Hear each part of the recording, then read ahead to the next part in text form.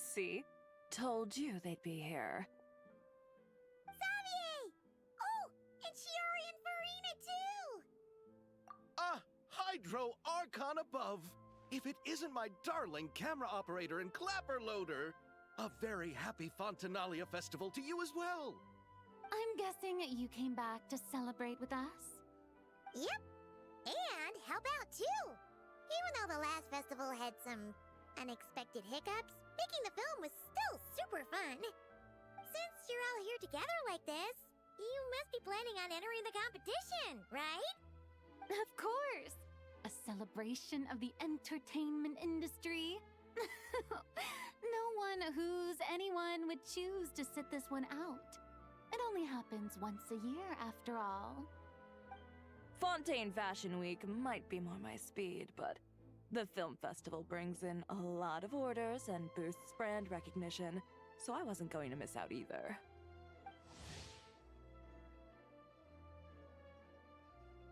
A few new awards have been added this year, too. Best Director, Best Costume Design, oh, and Best Camera Operation. Ooh, sounds like we've got work to do. Come on, tell us! What's Musketeer Pictures film gonna be about?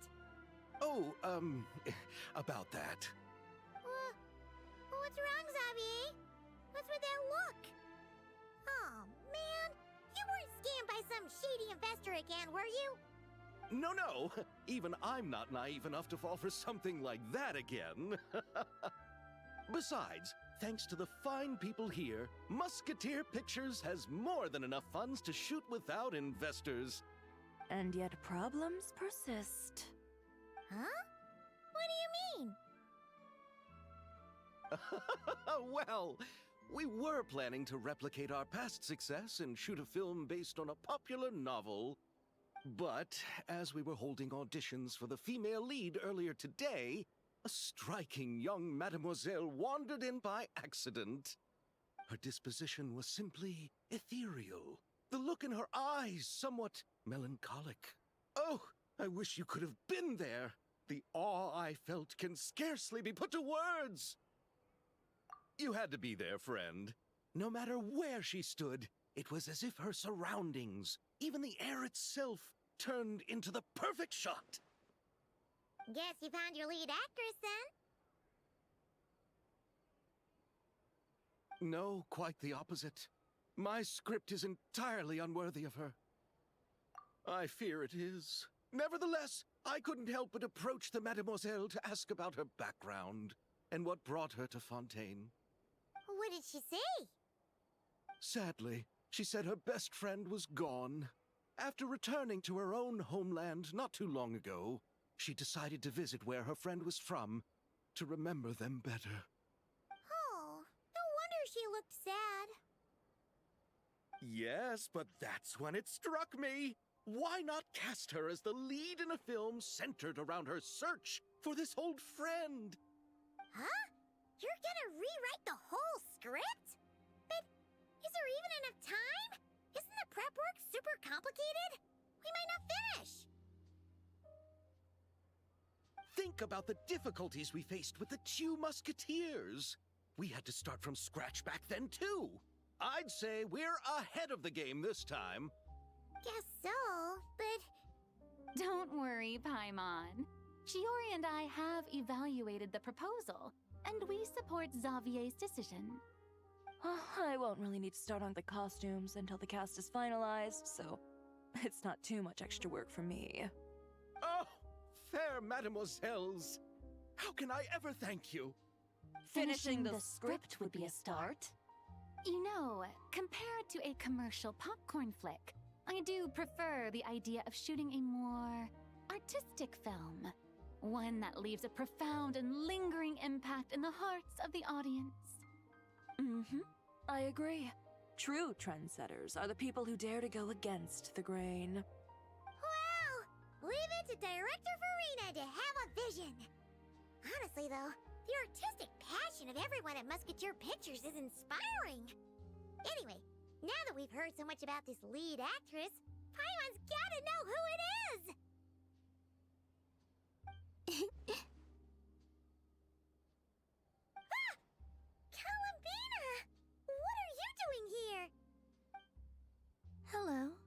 I was just walking past when I heard you talking about me, so I came over. Huh? You know Miss Columbina? Of course! Wait a second. Does this mean Columbina is the actress who inspired the whole rewrite?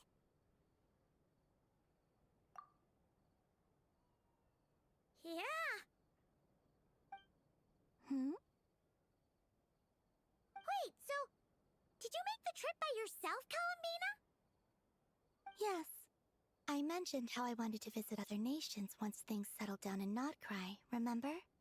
So I went to the curatorium to ask Never for advice. She told me about the film festival in Fontaine and said it might be fun to visit. I spoke to Lauma before I left too, and she thought it was a great idea to get out for a bit. It's just, I received quite different travel advice from the two of them. Oh? How so? Well, Lauma told me to go out and experience new things and make new friends. What a wonderful suggestion. That's how a trip should be. What about Nefer? She said, don't trust anyone and don't talk to strangers. Yep, that sounds like her. I can understand that too. It shows this Nefer cares about you a great deal, Miss Columbina. Yes, so I plan on combining their advice. All I need to do is turn strangers into friends, and then I can talk to them. Huh. That kinda makes sense, but also not. Hey, Chiori. Oh, look who's back. Happy Fontinalia Festival, you two. Oh, looks like we have a superstar in our midst. How about an autograph, Big Shot? Ha ha, very funny.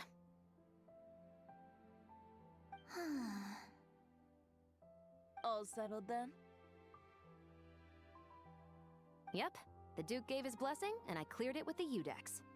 During the festival, inmates with good behavior will get a chance to spend some time on the outside.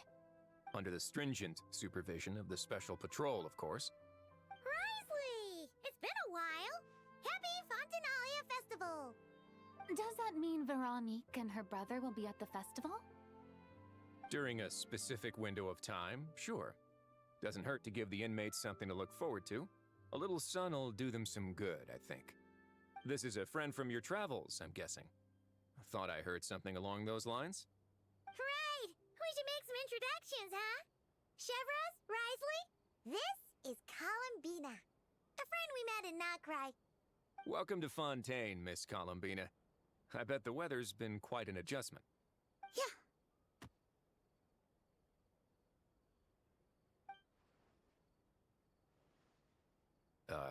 And not the good kind, I take it. No, I quite like it. It's a lot warmer than Notcry. Then what was the punch for? Oh, should I not have done that? The flowers that bloom here are so vibrant, and the people are so kind. I just wanted to become friends as fast as possible. Ah, so that was meant as a gesture of friendship. Is that right, Miss Columbina? Mm-hmm. Isn't that what friends do? Right. Might have been a bit premature in this instance, though. Your friend here is quite the character.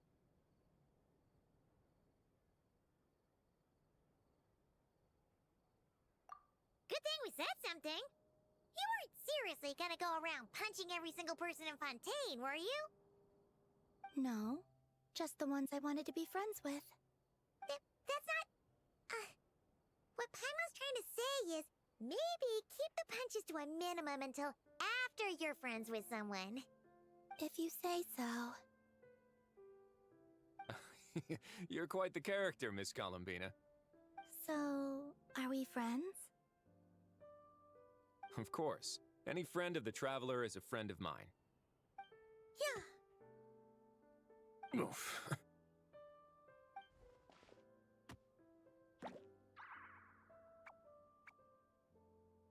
When it comes to friends, you sure know how to pick 'em. So Miss Columbina is the lead actress I've been hearing so much about.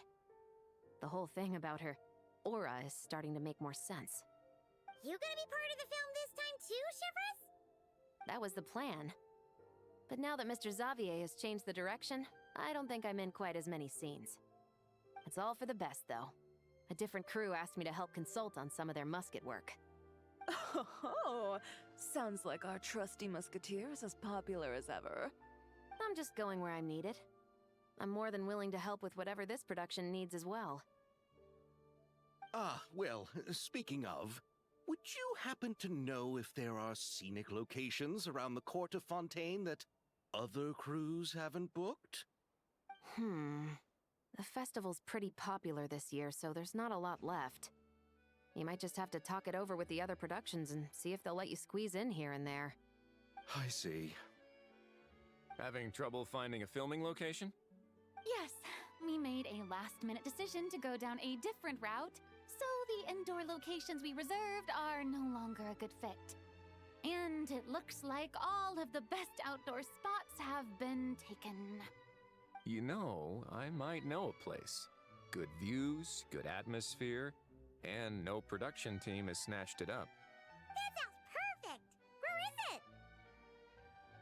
You want me to reveal it just like that? Come on, let it be a surprise. As much as that sounds riveting, I think we should divide and conquer. You go do that, and Director Farina and I will take Miss Columbina around the city to discuss lighting and styling. Is that all right with you, Miss Columbina? Traveler? Yeah! Everyone here is our friend! So don't worry about a thing and just focus on enjoying your trip. Okay. All right, then the Traveler and I will go check out this potential filming location. It might even give me some inspiration for the new script. I'll leave this to the Duke then. Until later, everyone. Maybe we'll run into each other on set. Okay then. Lead the way, Risley! Paimon's not built for suspense. Let's get this show on the road! Who said anything about roads? Huh?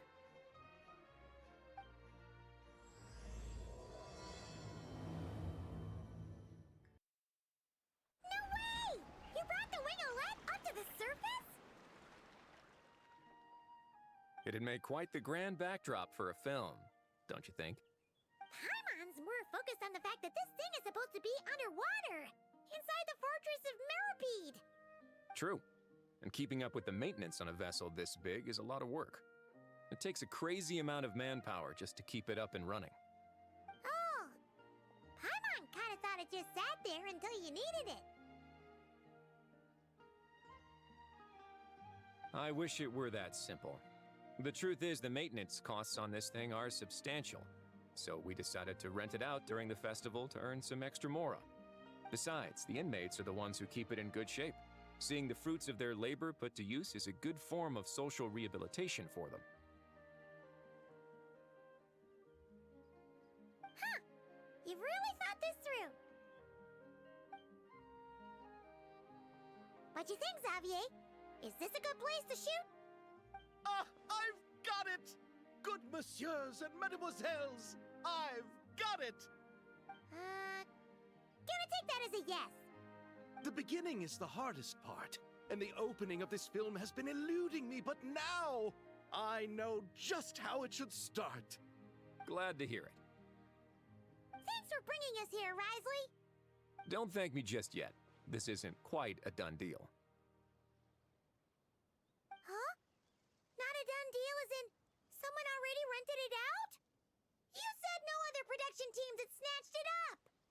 This person isn't affiliated with a production team. The rental fee was high enough to scare off plenty of other film crews, but she didn't blink. Made quite the generous offer, and didn't even attempt to haggle. Do you know what she plans to use it for? I'd like to at least have a rough idea before going in to negotiate. I didn't ask for the details, but I did see what looked like a fishing permit and a business license on her desk. My guess is she's planning on using it for some kind of restaurant or aquarium. A floating restaurant is sure to attract people. But An aquarium sounds cool, too. The views from the ship make it a great spot for a date. The winglet might not be under my command right now, but it's always nice to see her admired. A film is sure to drum up some good publicity as well. I do hope we can work something out with the current captain. Well, guess we should head over and talk things out then. Best of luck.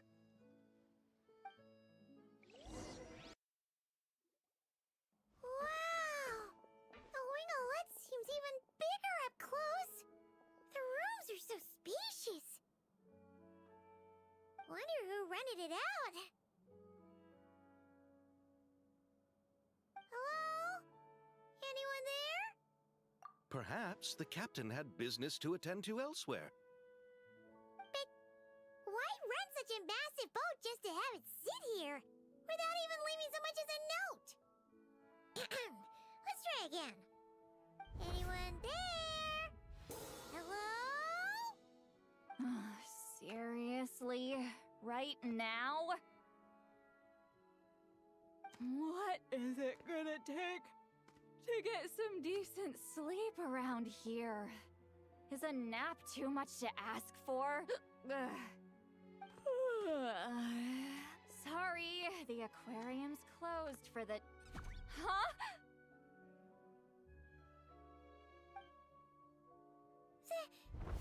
Lolly? Traveler! Paimon! Hold on.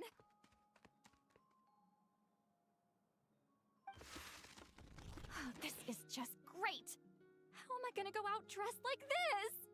Oh, what happened to my regular clothes?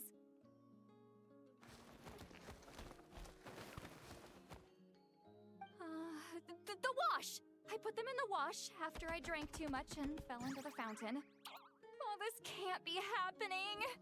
Am I seriously gonna go out like this? Think we might have caught her at a bad time. Lolly! I don't wanna hear it. Hear what? A single word about what I'm wearing. No comments, none. Is that clear? Oh, yep. Crystal. Huh? You think so? No, wait, I told you not to say anything! What was... her thoughts. I heard her thoughts. How could I forget about that? Oh, this is so embarrassing. I seemed a little too pleased to get that compliment, didn't I? Wait, the mind reading went both ways. Does that mean the traveler's hearing all this too? You clearly did! Huh? What did we do? Paimon's not following. Nothing. It's nothing. Let's just move on. Did you need something? You're not here alone, I see. Hello, I'm Xavier, a film director and producer from Fontaine. I meant to introduce myself sooner, I just didn't want to, interrupt. No wonder we ran into each other in Fontaine of all places. You must also be in town for the festival then. That's right. We're helping Xavier with his film. In fact, we were hoping to shoot some scenes on this boat. You're the one who rented it out, right, Lolly? Me? Rent a boat? I wish I had that kind of spare cash floating around. Not to mention the spare time. Don't get the wrong idea, though. I'm not here to sail off into the sunset and live out some cushy retirement life, okay?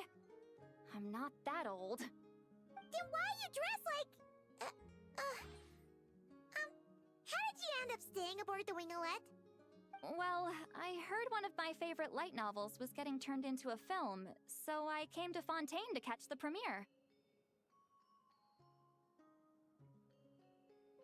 Originally, I booked a room near the Opera Epicles, but I'm quite particular about where I sleep these days. I think it's an age thing. And that bed? Ugh, I just couldn't sleep in it. I tried to find a different hotel, but with the festival, everything was completely booked. Just as I was worried I'd have to sleep under a bridge or something, I happened to spot a help wanted sign on the side of the road. Oh, so you're here to take care of the boat? No, I was hired to man the front desk. The pay is a bit low, but food and drinks are covered.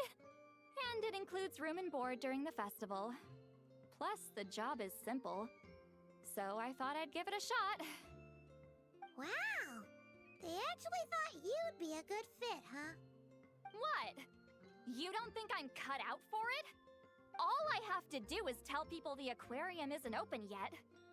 Other than that, I'm free to do whatever I want. It's a pretty sweet gig. That's all? Yeah, I was also kinda shocked. But it's not a lie. Head downstairs and see for yourselves. There's nothing but empty tanks. Not a marine animal in sight. Did your boss mention anything about being open to film crews using this space? Our production was hoping to film on the deck for a few scenes. No. That never came up. You could just ask her. Oh, she's around? What kind of person is she? We should know what we're heading into. She's nice enough, I suppose. Pretty reasonable, too. Even offered for me to move to a bigger cabin if I was too cramped. Back at the Masters of the Nightwind, I'm used to being the one giving orders. But working under her doesn't feel like being bossed around. She seems to respect what I think. Wow, she sounds like a great boss. She did tell me she'd rather not be disturbed, though. She's been working on an important project, so I'd keep it brief. Got it. Thanks for the heads up. All right, the captain's quarters are this way. I can take... Wait. But I'm wearing... whatever. I doubt she'll care. Just follow me.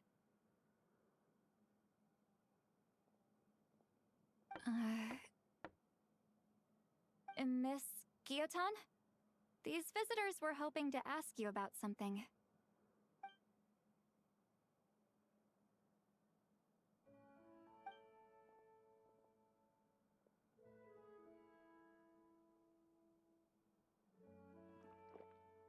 I thought I said to limit the interruptions. Just tell them the aquarium is still...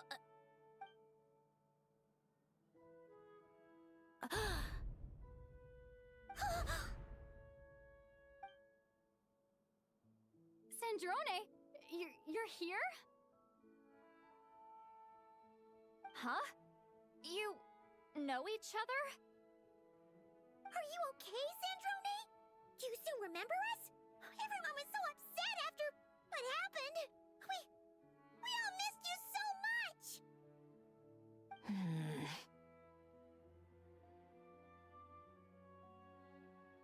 Miss Seat Lolly, why don't you escort this gentleman to the reception area for a cup of tea? I have something to discuss with these two in private. Ah, I see. Right this way, Mr. Xavier.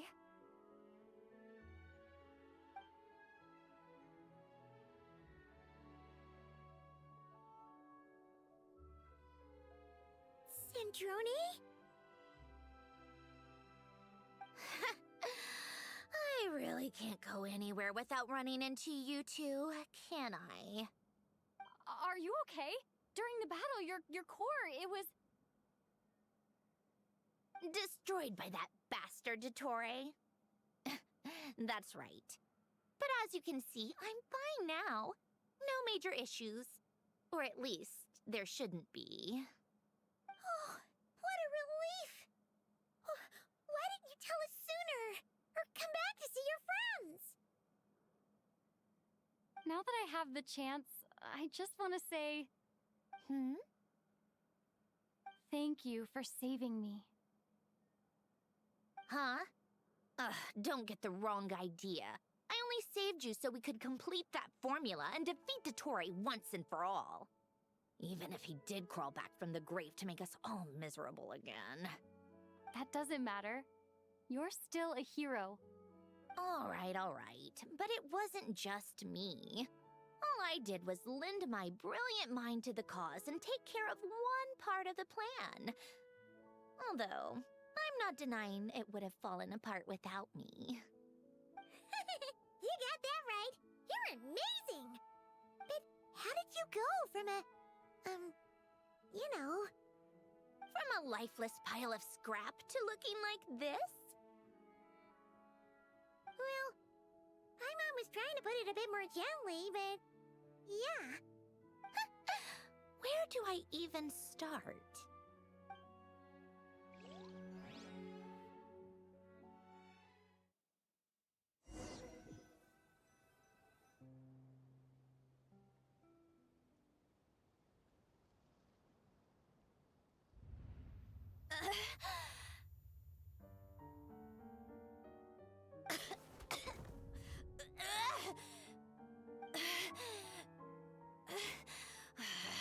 Curse it all! Where am I? Did we do it? How much time has passed? I'm not in one of that lunatic's experimental labs, am I? Wait, Fontinian decor. Books from the Research Institute. Phew. One thing at a time. Initiate self-diagnostics. Assess the extent of the damage. Cut power to compromised, non-essential components. Then reconstruct available action modules. Severe damage to the core. Dottore, you bastard. Polonia?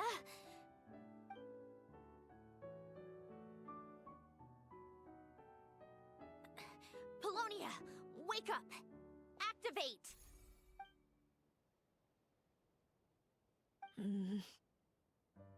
You're in even worse shape than me. Internal gears and energy circuits are barely intact. Extreme damage to the core, just like me. Rebooting is off the table. Even if I could repair the damage, I don't know if... You used up all your critical energy in those final moments, didn't you? To protect the core of that guy in the hat, and the numerological array. Wait, the array. Yes! The prototype is still here. But can I even run it in this state? Whatever. I have to try. I just need to confirm one thing.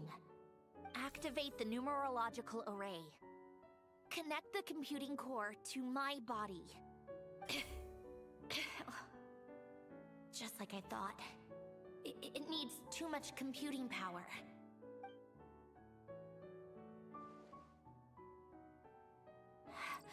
Cut off power supply to all functions except the thinking module. Please. I just need to ask one question. Initiate query regarding the 3 Moon Sisters. How many living moon goddesses are there in possession of the Trilunar Authority? 1. It worked. You did it, Columbina. You made it back. But how did I survive? The self-diagnostics showed damage severe enough to shut me down for good. What triggered the reboot? A built-in message? Only visible after a core reboot. The final gift. Alen! Were you the one who gave me this second chance? But why now? What activated it? What is that? A vision? Wait, no. It's a stellar linchpin?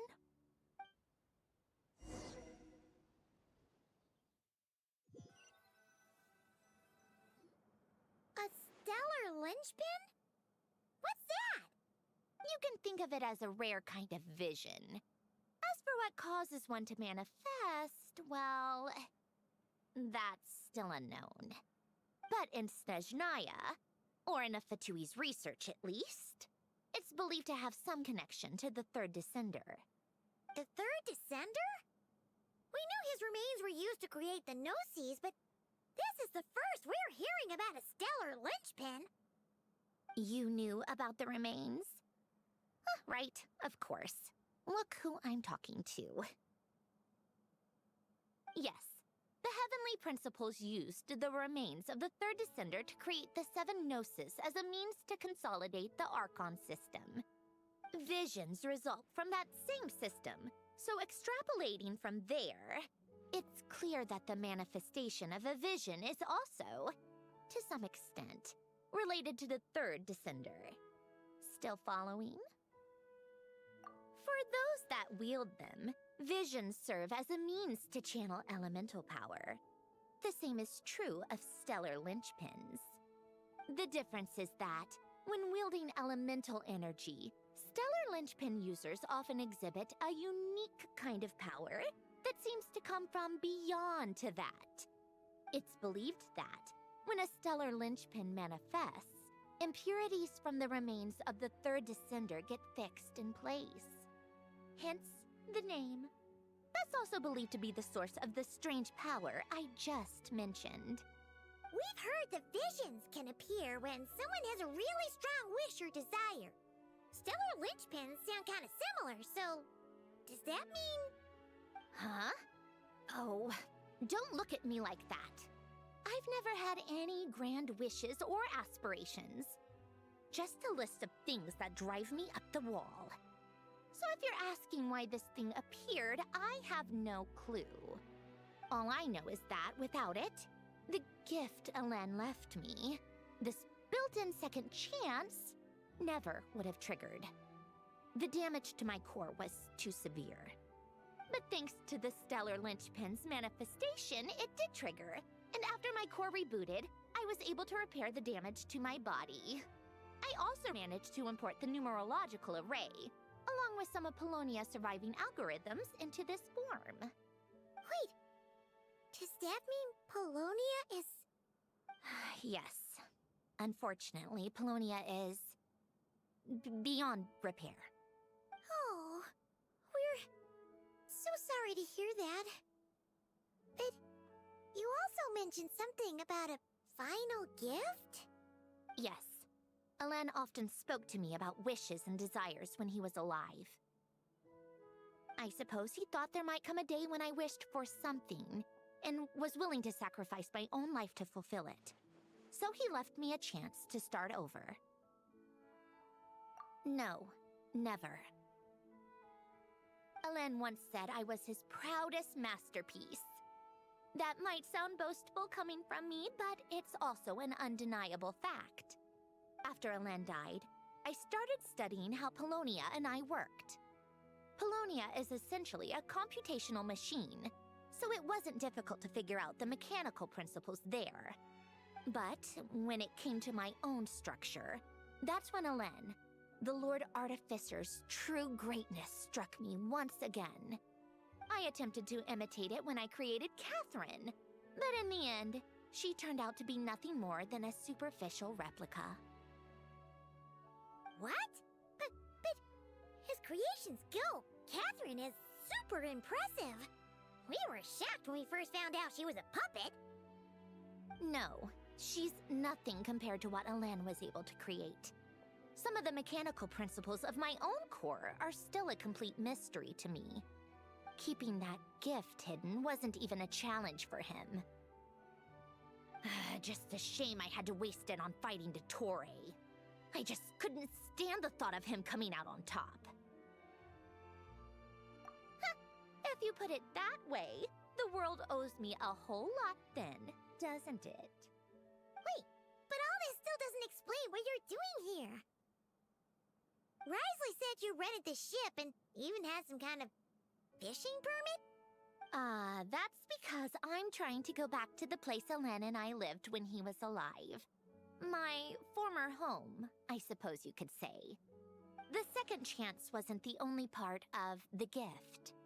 According to the message, Alen left me a few other things that are stored in the house we shared together. I'm hoping that whatever he left me can help fix certain anomalies in my rebooted core. And help me understand why I received a stellar linchpin in the first place.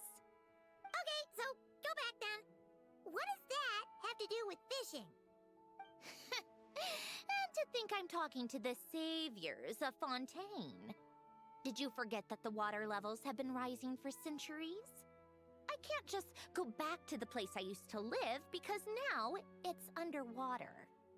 Oh, right.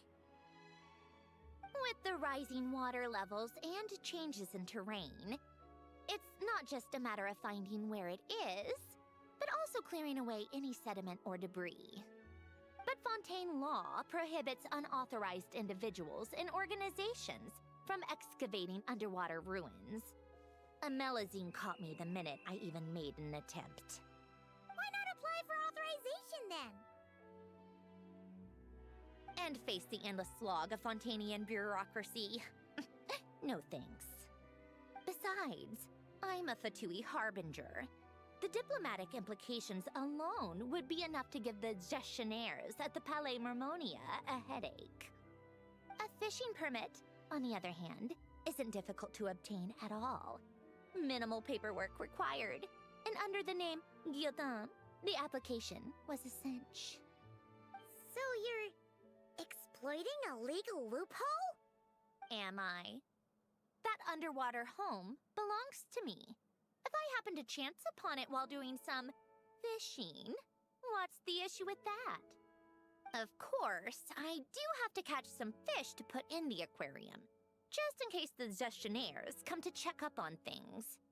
That's also the reason I hired someone to man the front desk. Huh? But isn't that kind of a waste? He went to all the trouble of getting a business license and rented out this giant ship. Just for show? If you want to run an aquarium that bad, be my guest. Use the facilities however you want. I'm certainly not going to stop you. All I want is to go back home and see what other gifts Alen wanted me to inherit. Hold on. Enough about me. What are you two even doing here?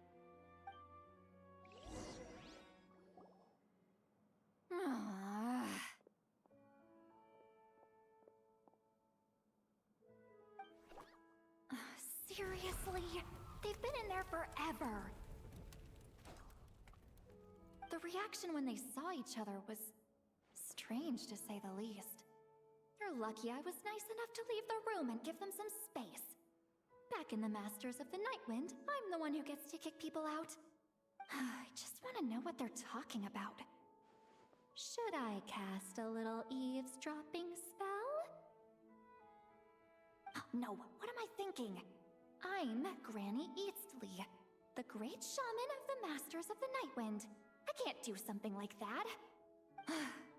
This is just ridiculous. Making me wait out here for so long? Where's their respect for their elders? Oh, here they are.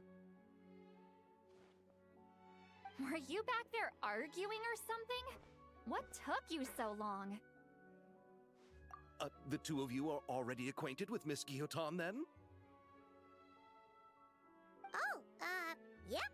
But don't worry, we got everything sorted. Sandrone agreed to let us shoot on the ship, but it has to be when she's not here. When she's not here?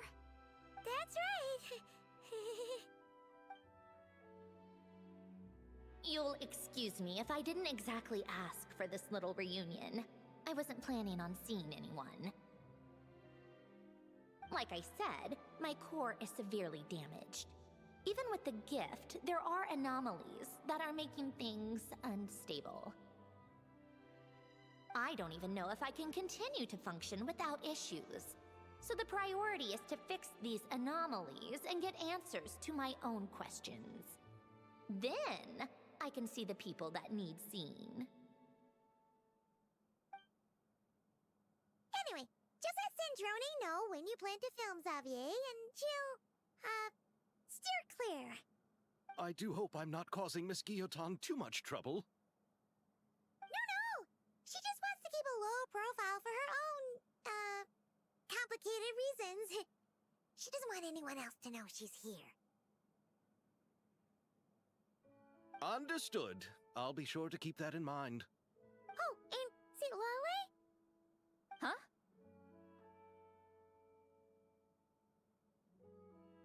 You mean Miss Guillotin? What does she want? Oh, please don't let it be about the pajamas. What? The 7th of the Fatui Harbingers? Why are you telling me all this? I asked the Traveler about you, and I've decided it's best to be open in this instance. I can understand if you would rather not work for a Harbinger. Regardless, the room on the ship is yours to keep. You're an acquaintance of the Traveler, and I plan to honor that. Wait, she's actually nice? It's not a problem. The captain also worked for the Fatui, and he helped Natlan a great deal. We know that there are good people among your ranks. Besides, I've been around long enough to know what it means to earn one's keep. This isn't Natlan, and I don't expect special treatment. Besides, sitting at a desk isn't exactly backbreaking work. I appreciate that perspective, great shaman. Seat Lolly. Just call me Seat Lolly. That title makes me sound so... old. Well, Seat Lolly, the Traveler and I are looking for something, so we'll be heading underwater together soon. I'll leave the ship in your care while we're gone. Together? How often? Not too often. We're heading out in a bit, but I'll be available if you need something. You couldn't, go alone? I wanted to, but she was concerned about my physical well-being, so she offered to come with. Guess my mental well-being means nothing then. Huh? All right. Our first stop is the Barrel region. Poisson isn't too far from here, right?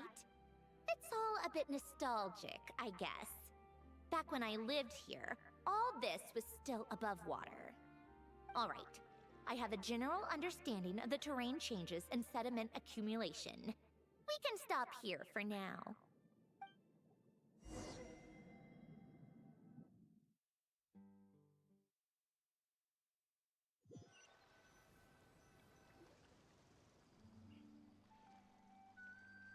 That went smoother than expected. I appreciate the help. No problem. You doing okay though, Sandrone? Seeing your home look nothing like you remember, that can't be easy. I'm fine. Times change. People change. That's the one thing you can actually count on. I made peace with that a long time ago. You should head back and put them in the aquarium tanks. We finished ahead of schedule, so your crew is probably still on the ship. I'll follow in a bit. Right. Xavier said he was gonna test out a couple of shots. I'm sure. I want to take another look around on my own. Okay then. Want us to let you know when the filming is done? No need. Columbine relies on Kuvaki to perceive her surroundings. In Nodcry, her senses are heightened because Kuvaki is everywhere. But here, as long as she doesn't activate her abilities, her range of perception should be equivalent to an average person's line of sight. I figured that out back in Snezhnaya. That's oddly specific. I have hiding from her down to a science. So, what? Things might be a bit different now that she's merged with the Moon Sisters, but I doubt there's been a drastic change. The point is, you two can head back. Don't worry about me. Okay, if you say so. Come find us on the ship if you need anything.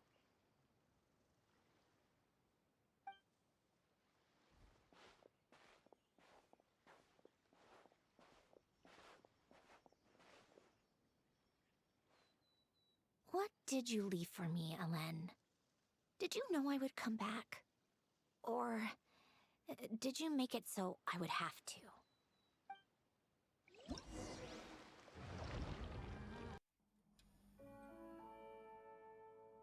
Xavier, we're back! Shh! Quiet on set! They're filming over there. Oops, sorry.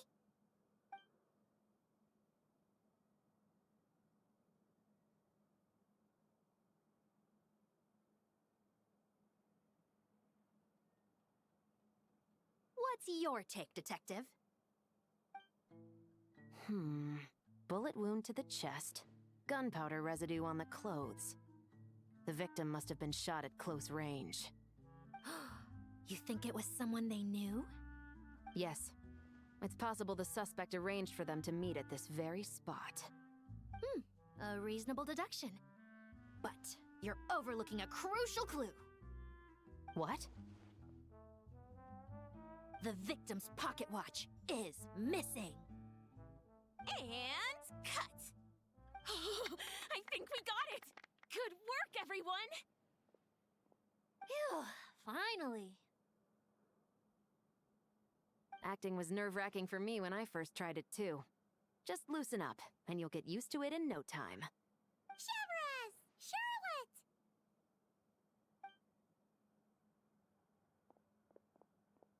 Oh, hello there, you two! You're filming here too? Oh, so Charlotte's crew must have been the one that asked you to help out, huh, Chevres? Yep. They heard about a potential filming location and wanted to come check it out. But when we got here, your crew had already beaten us to it. Luckily, Xavier and our director, Lapine Pauline, go way back. In the end, we agreed to just share each other's filming locations. Considering all the last-minute changes, that's just what Musketeer Pictures needed. For sure! Based off the scene just now, you must be the star of the film, Charlotte! You bet! This detective costume really suits me, don't you think? Oh, for sure. You're already right at home lurking in the shadows taking pictures of this and that. Add a notepad and you're practically method. Thanks, Miss Chiori. I appreciate the compliment. That didn't sound much like a compliment to Paimon. So this is a film set? It looks like a very happy place. This must all be quite new to you, Miss Columbina. Yes. I watched a few films with a friend once, but she thought there was no point if I wouldn't open my eyes. So she stopped inviting me. Looks like I missed out on a lot. True, but being an actor seems like a tough job. Huh? Most people would swap lives with an actor in a heartbeat. The lifestyle is so glamorous, and the pay is more than generous. But they have to act out lives that aren't their own, with the whole world watching on in judgment. If they don't do it justice, it must feel like they're letting people down. That's exactly how it feels. This young lady has quite the unique perspective. Well, that's true. But these actors are here because they want to be and they think it's fun. Most of them, at least. Not to mention, the film we're shooting is based entirely on you, Miss Columbina. You just need to be true to yourself. I don't have to pretend to be someone I'm not? Not at all. Authenticity is what we're after. For example, this first scene opens with you on the boat, sailing to your friend's homeland. You just need to think about that moment in the story and picture how you would feel. Oh, okay. We're all here? Wonderful! Let's head to the deck and get shooting. Oh, and this is for you, dear Paimon. Your clapperboard. Whoa! Is this the same one Paimon used for the Two Musketeers? The very same. I saved it just for you. Thanks, Xavier! Feels like being reunited with an old friend. Of course! That said, I have a different job in mind for you this time, traveler. Our film is focusing on a single protagonist, so conveying the subtle changes in her state of mind is of the utmost importance. In addition to the actor's own performance, another way we can convey that is through lighting. Huh? But there's already a lighting specialist, isn't there? Yes, but it's clear the Traveler and Miss Columbina share a deep bond. You might have a better chance of understanding her frame of mind in certain scenes. Oh, that makes sense. So, what do you say? Willing to take on the role of lighting specialist? Then we'll combine them! You can be the chief lighting and camera specialist! Ha ha! It's settled! I leave the job of translating our leading lady's inner thoughts in your capable hands. All right, without any further ado, it's time for production on our film, A Homecoming, to officially begin! Turning it over to you once again, Director Farina. All right. Positions, everyone. Camera operator, clapper loader, get set up. Let me know when lighting is good to go.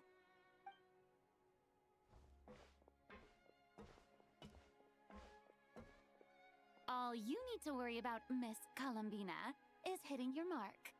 Other than that, just focus on immersing yourself in the emotions of the moment. Okay. Good. Lighting, are we ready? Ready. All right, quiet on set. 3, 2, 1, action! This is her homeland. Columbina. Cut! The emotions I'm looking for were definitely there. Let's just try to keep it a bit more natural. Oh, but definitely keep that gesture at the end. I loved how real it felt.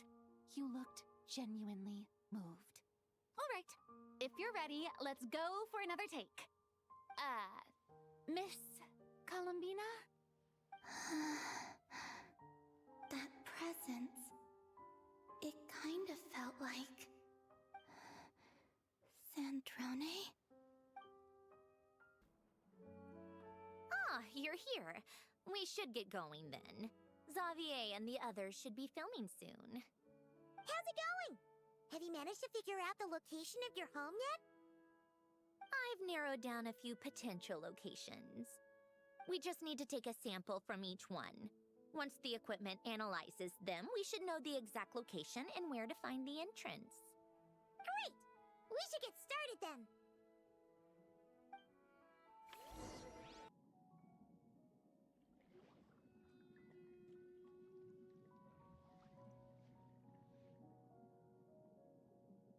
All right, let's get a move on. That should do it. Let's head back. The filming should be just about done. We made good time. We might even know the location by the end of the day. You sound pretty happy about that. Do I? I suppose I've just had enough of these anomalies I've been dealing with. The sooner I can fix them, the better. Anyway, enough chit-chat. We have work to do. Oh, but let's head in through the side door. I don't want to run into the crew on the deck. All right, now we just need to wait for the results. Since we have some time to kill, I suppose I might as well see how this aquarium of yours is coming along. You seemed quite enthusiastic about it, after all. It's really coming together.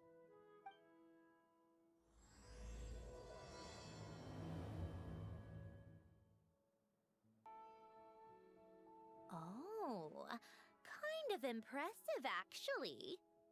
These must be the ones we caught the first time we went underwater. Like it? It's fine, I guess. Nothing special. Come on! It sounded like you really liked it just now. You're that proud of it? sense of accomplishment or something. Well, yeah. And it's pretty. You know it's gonna be gone soon, though, right? What do you mean?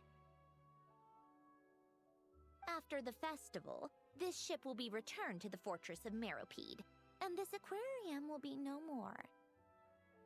So? So, no matter how much work you put into this place, once the festival is over, it's all just going to disappear. But not making the most of it when we have the chance is an even bigger waste. But if you know it's all going to be gone one day, why even bother? Well, because Because you still get to keep the things you gain along the way. And those are things that can never be replaced. Doesn't that make losing them even harder? well, if you put it like that. But the happy memories we make along the way last forever. You just have to take a more glass half full perspective. Not to mention, everything we do here is going to be on film, so it'll still live on in some shape or form. And when you look back on it, only happy memories will come to mind. Exactly. So it's about finding joy in the process itself. Traveler! You're back already? What's wrong with that? You say that like it's terrible news or something. How did you get here? I didn't see you on the deck. Oh, never mind.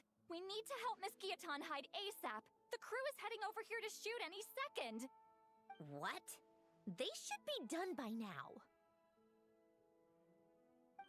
There was a mishap earlier that cost them some time. I was waiting on deck so I could warn you the minute you showed up. Anyway, you should head back to the captain's cabin right away. They're gonna be here any minute now. Ugh, finally! That's a wrap for the scenes on the deck. Wouldn't have taken half as long if the wind hadn't snapped our equipment in two. Uh-oh! Too late! Change of plans then. You'll just have to hide. Hide? And where exactly am I supposed to do that? Oh, there's a box over there! You can get in that! Huh? You expect me to... Do I need my makeup done for the next scene too?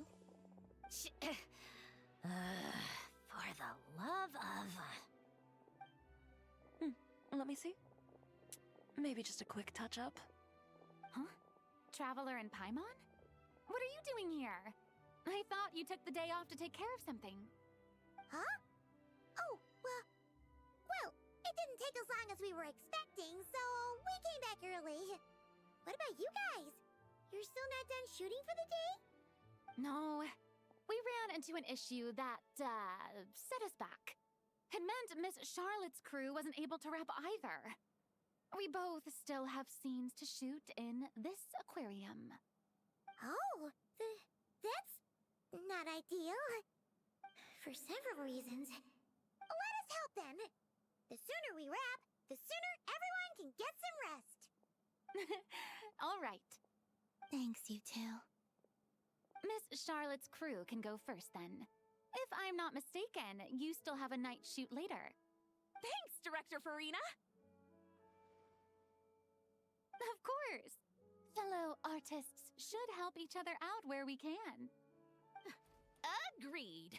Well then, camera, lights, get set up. Actors, give your lines a quick once-over. Let's try to get this in one take.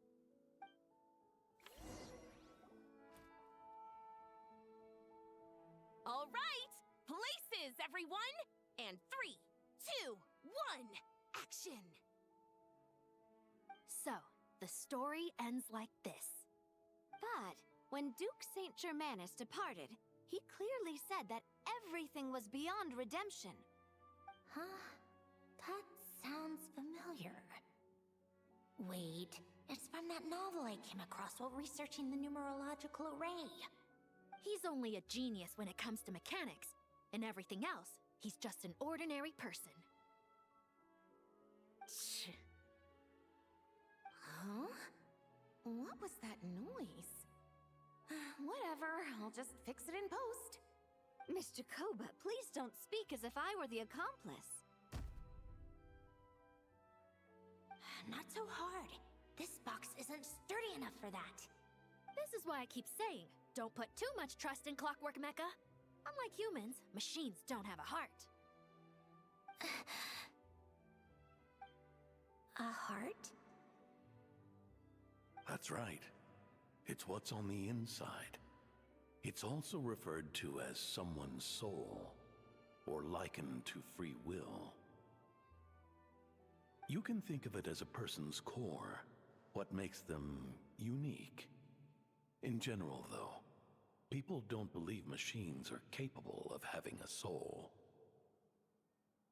You said my emotion module was faultless. It is, but that's not quite the same thing. Do you think I have one then? A heart? I don't think so. I know so. The question is, do you recognize it within yourself?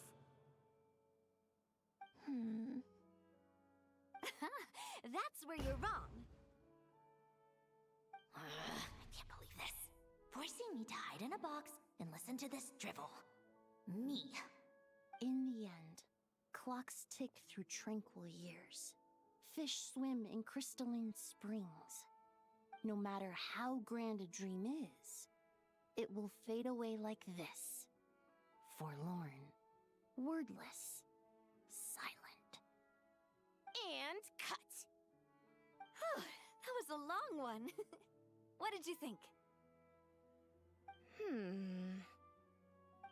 If she makes them do another take, I'm going to flip a lid. And not just the one to this box. Oh, there were some weird audio things going on, but acting-wise, it was great. It's a keeper. Perfect. That means I can get out of this box. It's our turn. Camera operator, set up for the next scene.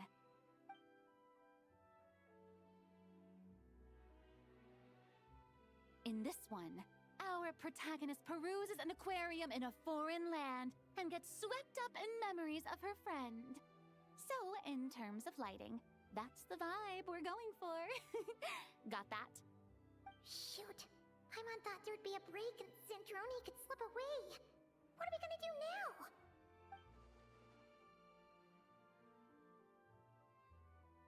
break a leg. Yep, we're headed off to shoot our next scene.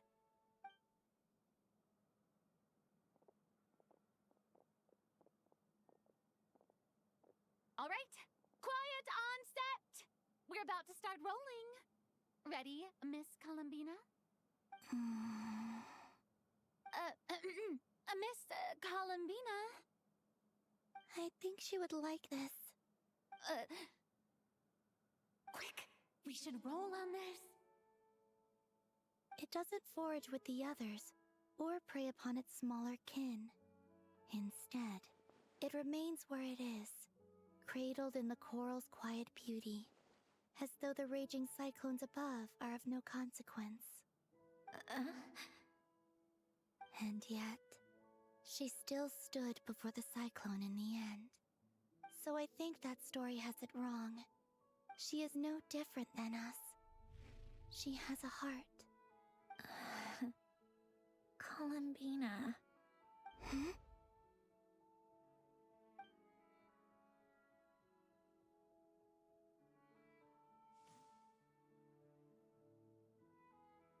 Uh-oh, is she onto us?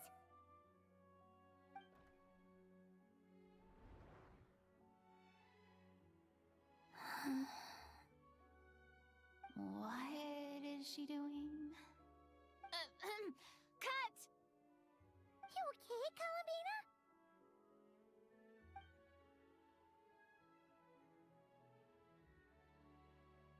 Hmm? Oh, yes. I just thought...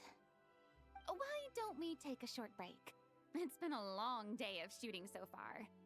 That last take was beautifully organic, though. We can use it as is. No need to go again. Thanks, Director Farina. But I'm fine to continue. You're sure? In that case, let's shoot some quick B-roll. Then we can move to our next outdoor scene.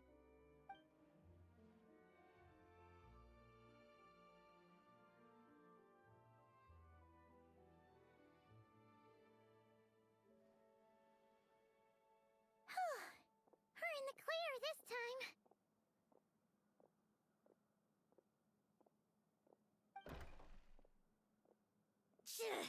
Ugh! Absolutely suffocating. You okay, Sandrone? Right as rain. Come on, let's go check the test results. It's time for me to go home. All right, it should be around here. Give me some space. I'll activate the water insulating mechanism.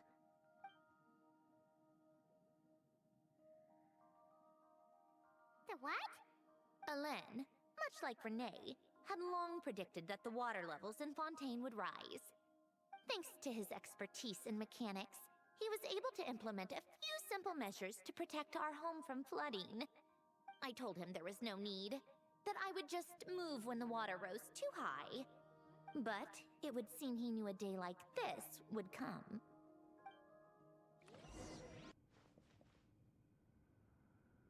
So, this is where you used to live? It's beautiful! There's even a garden! Back when I lived here, it was my job to tend to the potted plants and flower beds. Still growing strong even after all this time. Who would have thought? If the weather was nice, I would take Alain out in his wheelchair and we would go for a walk. Before long, we started bringing Polonia along too. Come to think of it, I was the only one who could get around easily back then. Polonia always got stuck at some point, and it was up to me to launch a rescue mission. Happy? I suppose they were. Uneventful, but pleasant. Repetitive, but peaceful. It was like living in a world where time didn't exist. Of course, that was all just an illusion.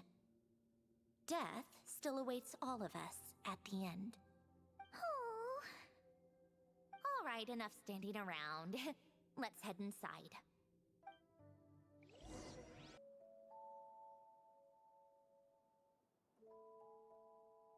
Yep, this place is exactly how I left it.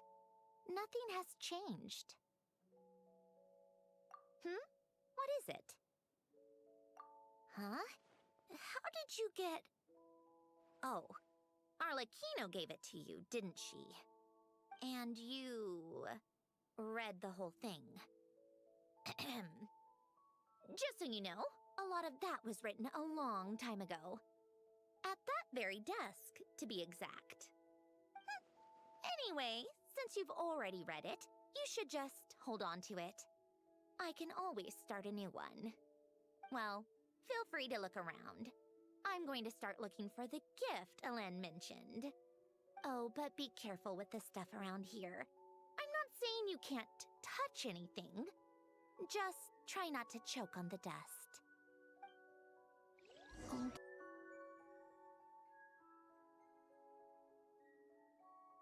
Oh, I played with these when I was little. During the first few months after I was created, I mean. At first, Alain and I would play together, but it didn't take long for me to become unbeatable. So, Polonia and I played together instead. Yeah, these don't look like Paimon's kind of games. Logic and math puzzles? Those happen to be my specialty. It's been so long. What do you say? Should we play a few rounds? Let's go with this one. The gears on the left are stacked from largest to smallest. The goal is to move them to the other side in the fewest number of moves. Just remember, you can't stack a bigger gear on top of a smaller one. Need help? You seem stuck. This should go here, then this here. Done. Well, what did you think of the game? Well, these kinds of puzzles aren't for everyone. I suppose my upbringing wasn't exactly conventional in that sense.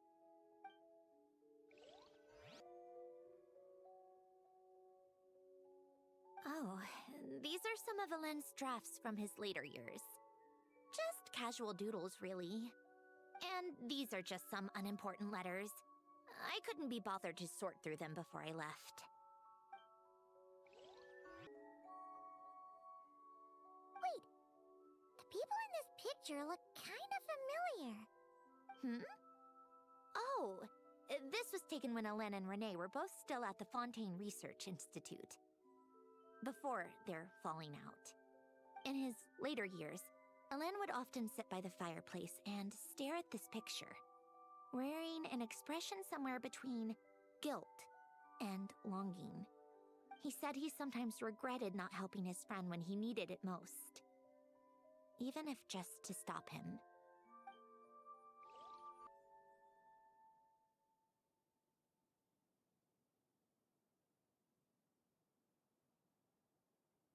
This was Alen's workbench.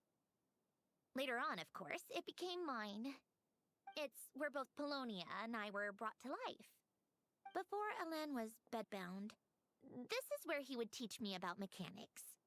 I would sit and listen, chiming in with questions here and there. Later on, when he got too sick, I took over and would work on Polonia here.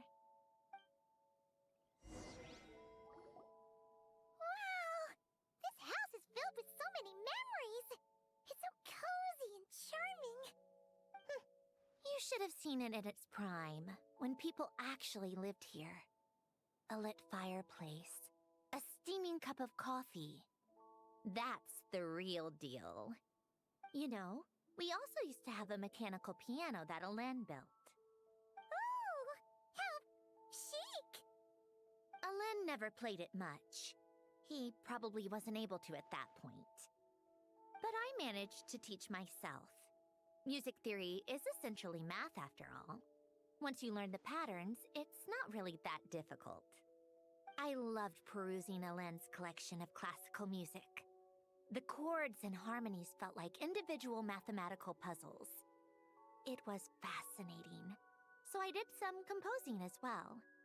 But as Alen continued to deteriorate, even the sound of music began to grate on his nerves. So I got rid of the piano. Aww. Back then, I assumed a piano was like an ordinary clothing rack, commonplace in every home and easily replaceable. It was only after I left that I realized how hard a good piano is to find. Enough about that. Alen's gift should be just in here. The only things undisturbed before I left were a few of his personal belongings.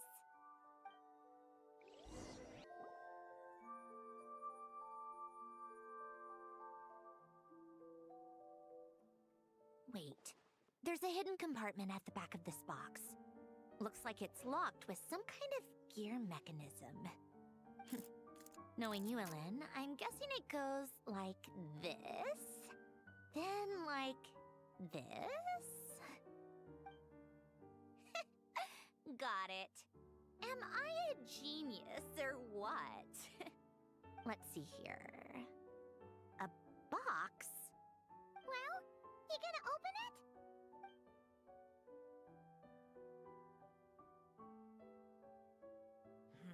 It's heavier than I was expecting.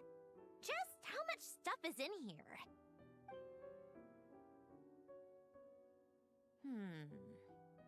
A letter? And a bunch of junk underneath it. None of it seems that important. Wait a second. This should be it. A cube? It's a multi-dimensional algorithmic core. Alen would use it to store information. Only Polonia and I have access. All right, I'll start looking into the core and the letter. Feel free to go through the rest of the stuff and see if there's anything useful.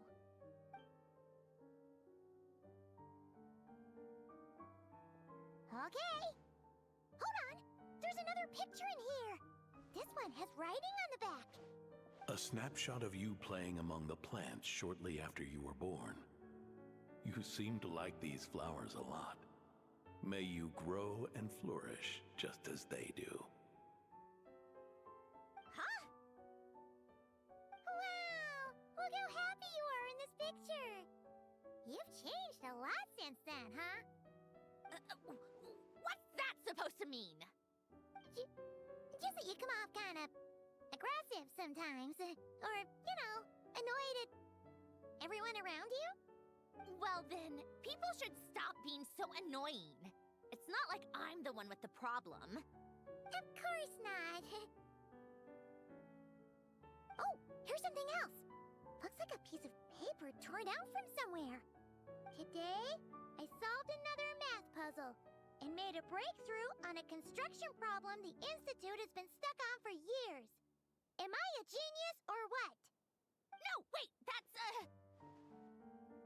From now on, I should have people address me as Her Highness the Clockwork Princess, Unraveler of all reason. No, nope. No more of that. I thought I tore this page out. You wrote this? Then how did it get... Wait, there's more writing at the bottom. You seem to have developed a distaste for this particular entry, considering I found it in the trash. I'm sorry, but I could not help but hold on to it. Forgive me. Helen! Don't be embarrassed. Everyone goes through a phase like that. Nonsense. I wasn't even the one who wrote that. It must have been Polonia. That's enough. I told you it was Polonia. You know what? We're done with this. No more rifling around in the box. Just put it down and let me read the letter. To my little clockwork princess. Not another word. Got that? If you're reading this, You've most likely received the gift I left for you. I just hope you didn't stumble across all this while cleaning out my effects or something trivial like that. I once asked if there was something you wished for. Do you remember that? I wonder if time has changed your answer. Regardless, I have another gift. A formula that will allow you to come face to face with the anomaly inside of you. If you even still call her that. Why this gift? To understand that, allow me to wax poetic on the soul once again. I would ask you to stick with me until the end, but I know you will. You always have. I believe a person should be born twice over in their lifetime. First, there's the birth that grants us life. Then, the birth of the soul. It's a matter of transforming the life bestowed upon us into the life we choose for ourselves. And to do that, we must look inward.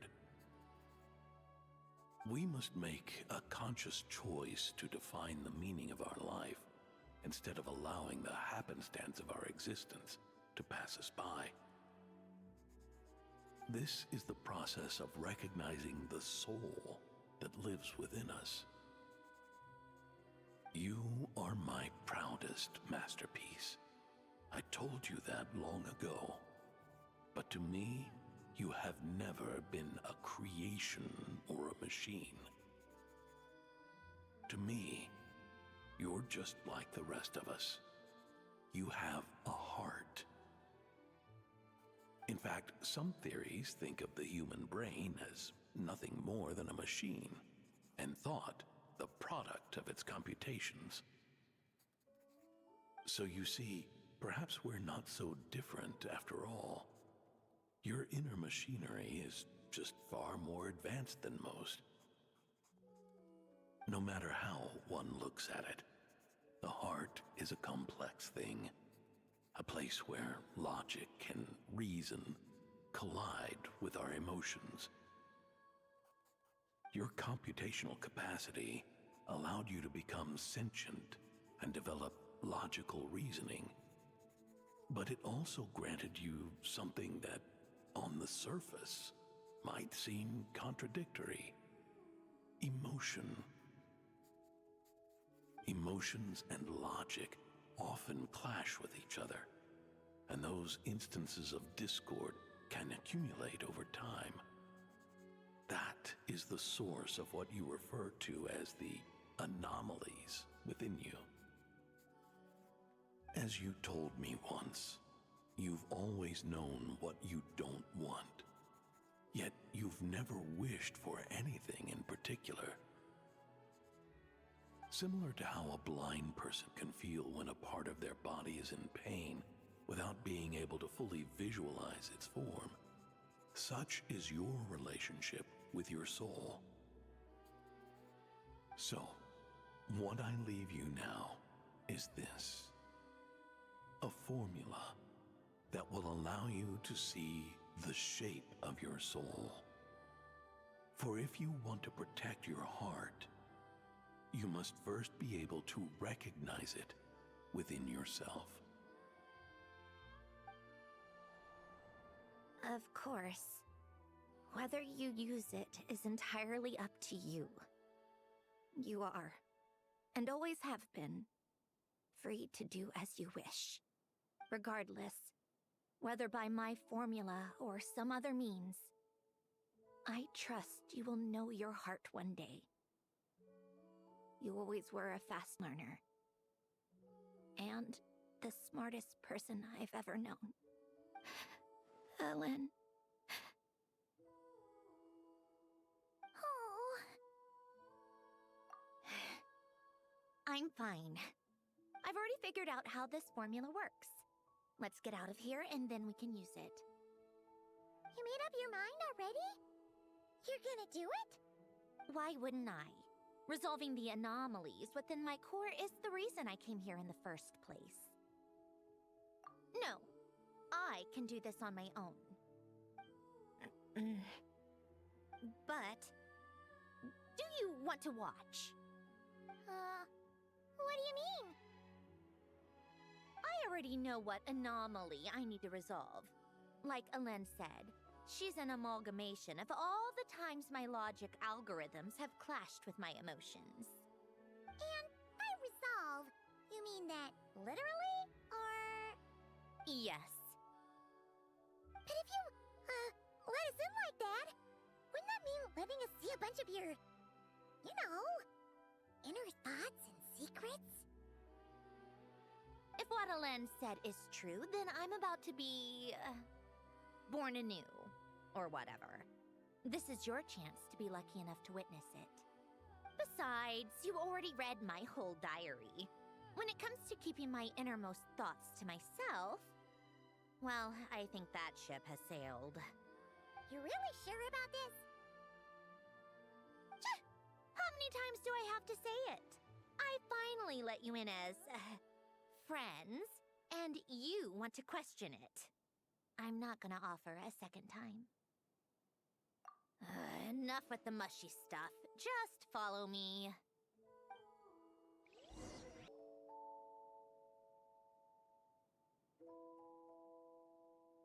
All right. With the numerological array, I can construct a simple formula that will allow you to experience what I see and hear in real time.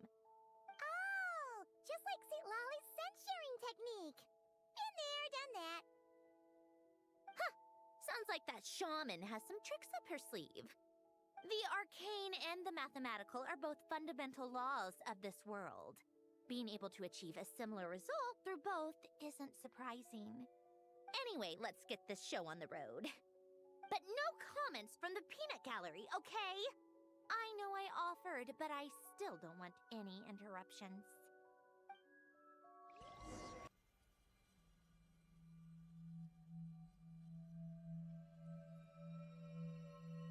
Is this...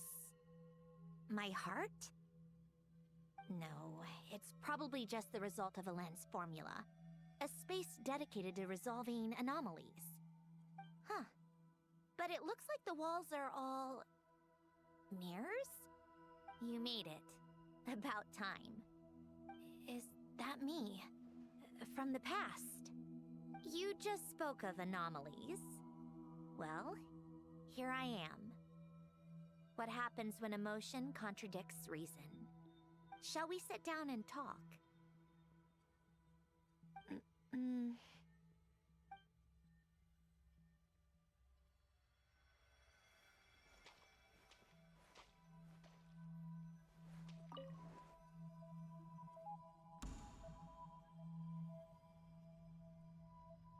That should do it. Hello? My name is Alain Guillotin. Can you hear me? Brings back memories, doesn't it? The time we spent here. Here. I want you to have this. A notebook? You can use it to write things down. I don't need to write things down. I have unlimited memory. Even so, some things are more important than others, right? You can use it to write about the things that matter. So you wish me to carry out a basic priority sorting operation? I suppose you can think of it like that for now. But journaling is also an act of finding oneself. Much like we use wooden stakes to guide a plant to grow in a certain manner, what we choose to write down gives the soul much-needed direction. In the act of choosing what to forget and what to hold on to, we decide what kind of person we want to become. I don't understand. Like I said earlier, I don't need something like this. This is where we were born. Where our life began. Mornings of tending to the garden. Afternoons spent cleaning, reading, or studying. Evenings of cozying up by the fire, listening to Alain share stories about his past. Alain. What is it? What are you drinking? Oh, this? It's coffee. It, makes me more productive. I want to try it. Oh, okay. Here.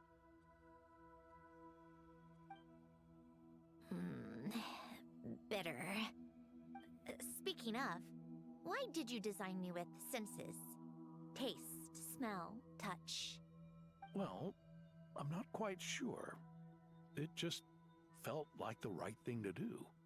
I suppose I hoped you might have a life of your own one day, and that you deserve to experience all life has to offer.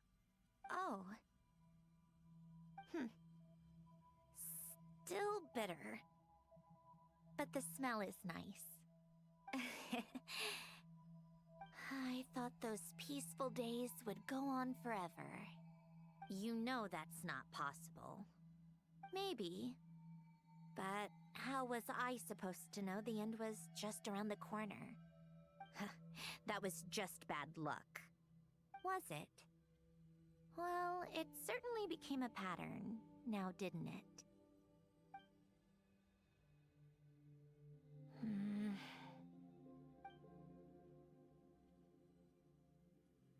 Over time, one of the habits we picked up from Alain was a love of coffee. We even took to hosting tea parties. A machine acting like a human. Kind of laughable, right? I suppose that's just what I'm used to. Yeah, that's just what we're used to. Hey, this place isn't half bad. Great spot for a party. More and more people seem to be showing up to my tea parties uninvited. Anyone care to explain? Can you blame me? I saw Columbine leading Capitano somewhere, and I had to see what that was about. I had simply asked Columbina where I might find Arlecchino. I have business to discuss with her, and Columbina suggested looking here. Tartaglia and I were unaware that this was a private gathering. Apologies for the intrusion. It won't be for long. Whatever. Just add it to the list of annoying things that have happened today. What's one more? Since you're here, you might as well stay for a cup of tea. See? Told you she wouldn't mind. Much obliged, Sandrone. Well, look who we have here. Good thing I brought extra desserts. This has turned into quite the occasion. Capitano, I was just about to go find you. Pardon the intrusion. Rest assured, I won't sully your gathering with talk of work. We can have our discussion later. Spoken like a true gentleman. A certain unmannered 11th seat could learn a thing or two. You know, you really should start being nicer to me, Rosaline. Or I might just snatch that 8th seat right out from under you. I'd like to see you try. If you're gonna fight, take it outside. The only mess I plan on cleaning up is tea-related. I still don't understand how our quiet afternoon turned into such a crowded gathering. One by one, people just kept barging in. And then, one by one, they left without a word. Yeah, pretty annoying, huh?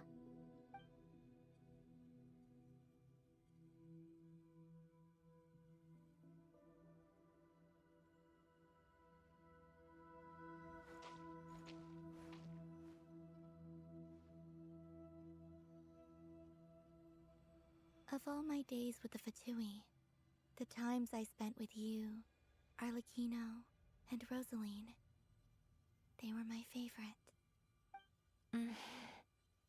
Goodbye, Sandrone.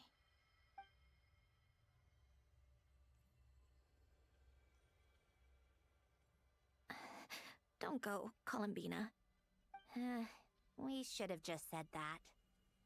Why didn't we? If we had, would the story have had a different ending? She couldn't stay. There was no future for her here. She would have just faded away. You're right. I suppose that's why you call me an anomaly.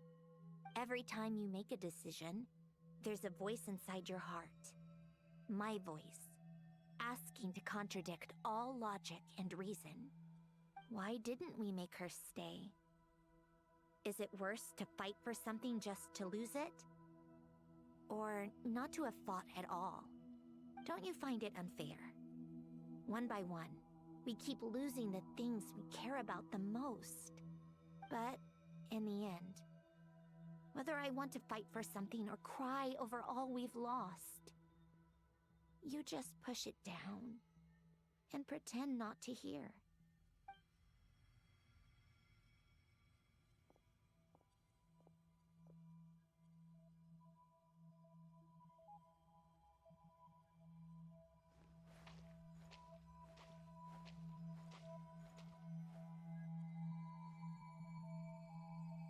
And now, even Polonia, the other half of Elend's legacy, the last remaining member of our family, even Polonia is no longer with us.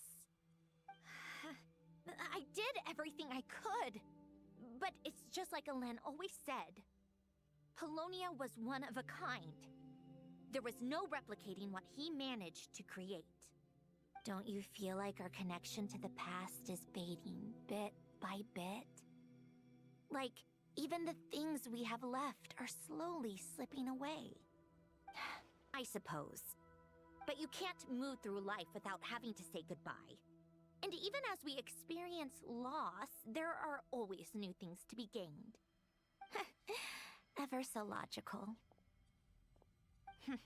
What's your take, then? It feels like the more I care about something, the faster the world takes it away. It sounds so stupid, but I can't help it. That's the hand life has dealt me time and time again. Why even fight for something that's just going to be lost in the end? Better to never have had it at all. Better if it would all just disappear. Dark I know. But the heart wants what it wants. Maybe the stellar linchpin appeared because of me. Because of what I wish for. I don't think so. Yeah, probably not. What an anomaly wants goes against all logic and reason after all. Well, go ahead and do what you came for. You're here to resolve the anomaly, aren't you?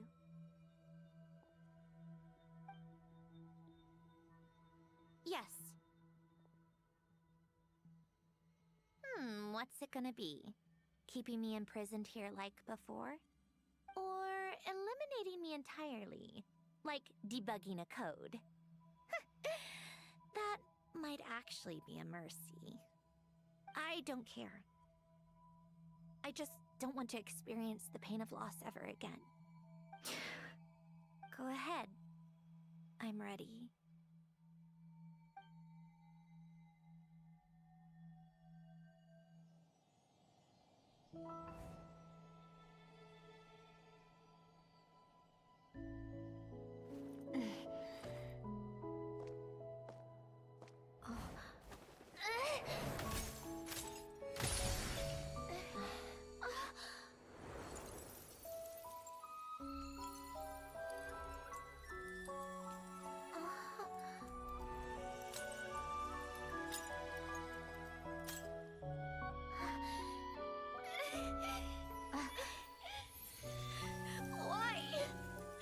Why do we keep losing everything we care about? I know it hurts, but that's life. I wish... I know. I've always known.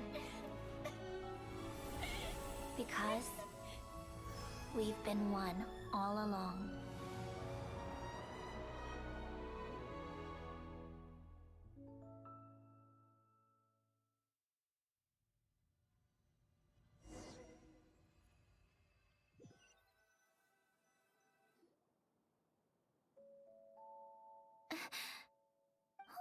Sandrone?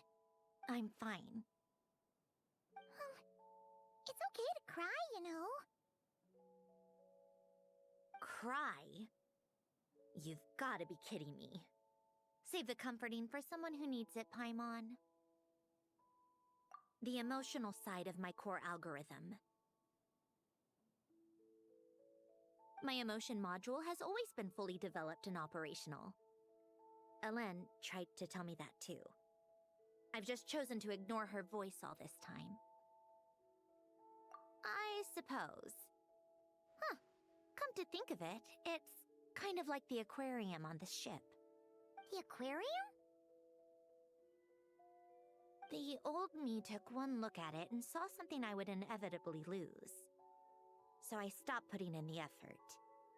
Then, one by one, the fish all swam away, and the place became even more bleak and depressing. Pretty pathetic, right? Don't say that! A lot of people would feel the same. It just shows how much you care about what you have. Now? After seeing what you've done with the aquarium, I have to admit, I think it's beautiful. It's like you said, we get to keep the things we gain along the way. And those are things that can never be replaced, because we choose to hold them in our hearts. Well said! Besides, I've already died once. I'd be stupid not to make the most of this second chance. Right! Earlier you, or your inner self, mentioned something about her wish. What was it? You think that's something you can just ask and I'll tell you? Think again. I may have accepted my emotional self, but I'm not about to go all soft and mushy on the inside and pour my heart out. That said, taking a step in the right direction couldn't hurt. Starting with cleaning some old aquarium tanks of my own. Huh? Metaphorically speaking, I mean. Come on, let's head back to the ship. I need to talk to that shaman. Huh? Resentful lost souls? You couldn't get comfortable sleeping near the Opera Epicles, right? Well, I bet that's why. The Fountain of Lucine is where all the water in Fontaine gathers. So that's where the emotions within the water converge as well. Hold on. If it's souls we're dealing with, feeling uncomfortable should have been just the beginning. I should have been able to hear their voices or something. And under normal circumstances, I'm sure someone of your talents would have. The problem is, these souls are no longer complete. Remind me how they ended up like that again? You mentioned something about them being split apart? Yes, it's called soul severing. Renee of the Nartsitzenkreuz Ordo came up with it. After learning of Fontaine's impending doom, Renee thought if he could find a means for the soul to live on in perpetuity, it might ensure the world's salvation. Soul severing was the first step of his research. Unfortunately, his theory of the four orthants was imperfect at the time, and a failure along the way caused his physical form to dissipate. Jakob, another member of the Nartsitzenkreuz Ordo, sought to carry on Renee's legacy and restore his physical form. He even used some of the people who stood in his way as test subjects for his research. By severing their souls? Yes. After Renee successfully awakened, the two continued their research, and all the severed souls ended up merging into Renee's consciousness. After you saved Fontaine by turning Fontainians into true humans, these souls returned to the ley lines. But the souls severed before Renee awakened had nowhere to go, doomed to forever wander the waters of Fontaine as listless spirits. Almost as if they exist outside the bounds of this world. Unrecognized by the ley lines or fate. No wonder I couldn't sense them.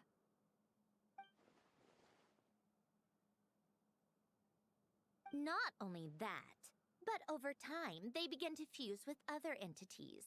Their inner resentment lured in all sorts of evil beings, which corrupted and defiled them into nothing more than accumulations of filth. But the full transformation must have been recent. Otherwise, the Udex surely would have noticed. Wait, no, he must know already. That would explain the underwater Melazine patrols. No wonder I kept running into officers from the Mara Chaussee Phantom earlier. In that case, let's go find Nervalette and we can sort it out together. No, not just yet. Why not? For one, the diplomatic castle alone would be a nightmare. Even though I haven't reported back to Snezhnaya yet, I'm not planning to leave the Fatui anytime soon. Besides, with me here, success is a done deal. Involving other people would just complicate things. All I need is for Miss Lolly to help pinpoint the location of this monstrosity. Think you can do it? With my eyes closed. This is what I do. I'm a lot better at it than manning a desk, at least. But, how exactly do you plan on resolving this soul stuff? Even to me, there's no obvious answer. Seems pretty complicated, all things considered. Just trust me. I have the perfect solution. Oh, all right. If you're that confident, we'll follow your lead. Why the sudden interest in helping Fontaine with this, Sandrone? You never knew Renee and the others, right? No, I didn't. And you're right. This problem has nothing to do with me. I wouldn't get within 10 feet of the Nartsitzenkreuz Ordo or its members.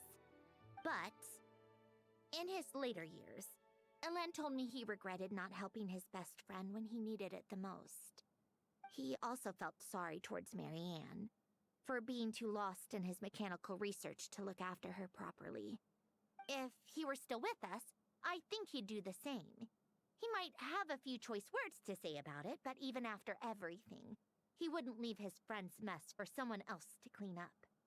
Friends shouldn't hold grudges or leave behind regrets. Fixing what happened between him and Renee was one of his greatest wishes. All I'm doing is fulfilling it in his stead. You know, you do seem a little different now. You mean everything that just happened wasn't for nothing? Why, thank you for pointing out the obvious, Paimon. Just washing off the grime of the past. Turns out, a lot can build up after being ignored for so long. What's this about aquarium tanks all of a sudden? They go off on some grand adventure and what? Now they have their own private code? Stupid. All right then, Lolly. Tracking this thing down is up to you. Huh? Oh, right. No problem. You got this, Granny Eatsley! You! Come with me to Hotel de Boer for a drink. Right now. Why? Because I said so! Miss Guillotin, I'll report back on the location tomorrow morning. Just need a drink or two first to bolster me up. Well, don't let me keep you. All right, you. Time to go. I've got scores that need settling. Huh? See, Lolly sure drank a lot last night, huh? Wonder if she's even awake. Good morning. Columbina! Oh, you sure know how to make an entrance. What are you doing here? We just finished filming a last-minute scene, so I came up to get some fresh air. The others are still down below discussing what the final scene should be. You mean, how it should end? Yes, they're torn between whether the heroine should reunite with her old friend or not. Ah, because the whole point is that she came to her friend's homeland to search for her, right? Oh, Paimon almost forgot the plot! Yes. Director Farina and Miss Chiori think a tragic ending where the two never meet would be more poignant. But Director Xavier thinks having the two reunite would make for a more touching and heartwarming ending. Me? I'm not sure. On a personal level, of course I want to see her again. Of course I want to experience that moment where we reunite. Even if it's just for the cameras.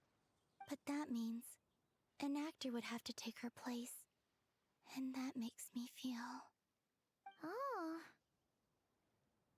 Huh? Yeah, don't look so worried. Making a film is supposed to be fun. Besides, it's all gonna work out. You can trust Paimon on that. Work out? How? Well, you know. Yep, exactly. Okay, I trust you. I'll just focus on having fun for now. Well, look who we have here. Traveler and Paimon. Oh, the lighting specialist and clapper loader that never were. Yeah. We kinda went AWOL, didn't we? Sorry about that. Seriously, don't worry about it. Everything's going smoothly on our end, so just do what you need to do. You seem to be in better spirits now, Miss Columbina. I apologize if our earlier discussion put you on the spot. It's okay. I'm fine now. The Traveler and Paimon talked me through it. So, what are your thoughts on the ending then? Should we have them reunite or not? We should tie everything up in bows. Huh?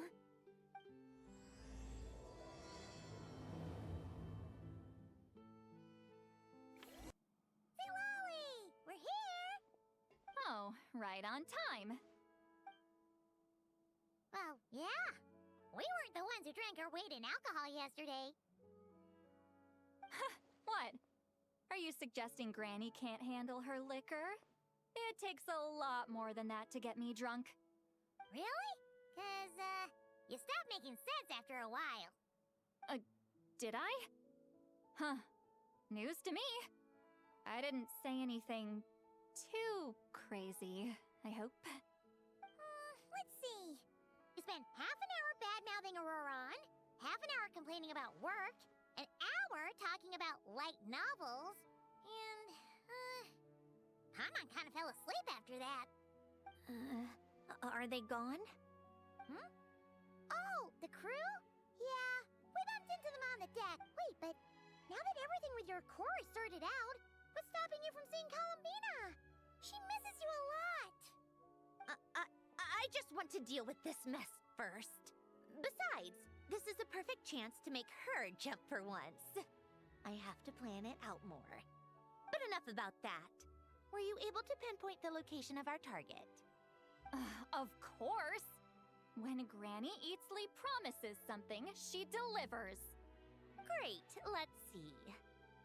Morte region. Oh, wait, this is the Tower of Gestalt. The place the souls were severed. Is that the source of the resentment?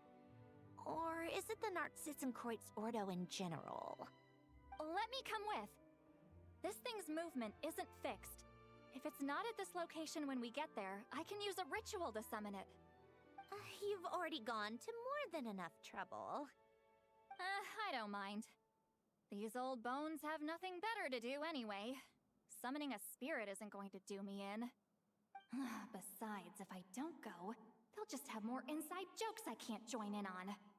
All right then. I appreciate it. There's no time to lose. Let's head out!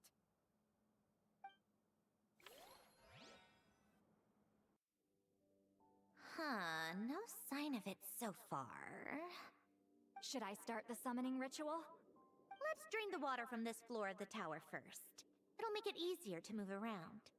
Wait, we can do that? Of course. Alan and Renee both saw the future that awaited Fontaine, and even shared a few methods for waterproofing buildings. The principle behind it is, not important. Just unlock the mechanisms in the order I tell you.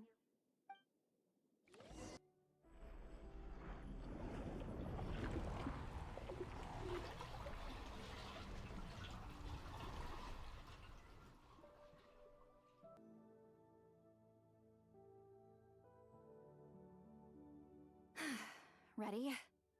Yeah. When this thing appears, I'll try talking to the souls inside. But more than likely, they've already been driven to madness. If communication fails, we'll have a battle on our hands. In that case, Paimon better find a hiding spot. If a fight does break out, I should be the one to deliver the final blow. Trust me on that. Understood. All right, I need quiet. Wandering spirits, drifting along the tides. Hear me now. Broken souls, silenced, torn apart, and forsaken. Follow the traces of the past, and return to us. Let resentment recognize resentment. Let vile entities be drawn together. And in this place, take form once more.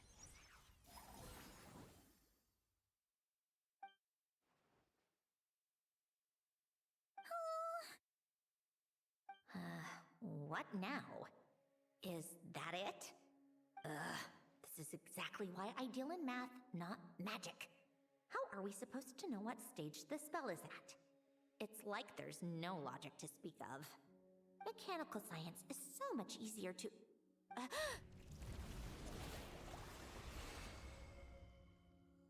Watch out!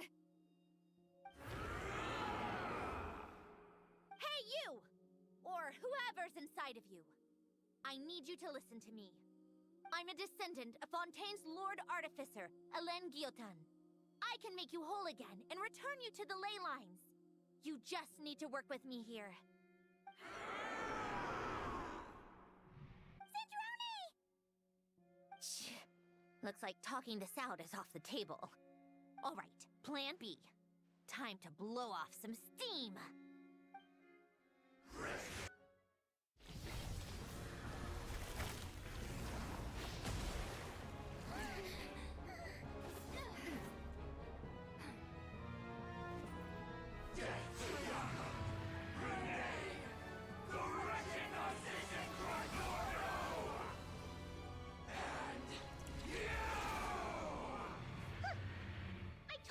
not like them.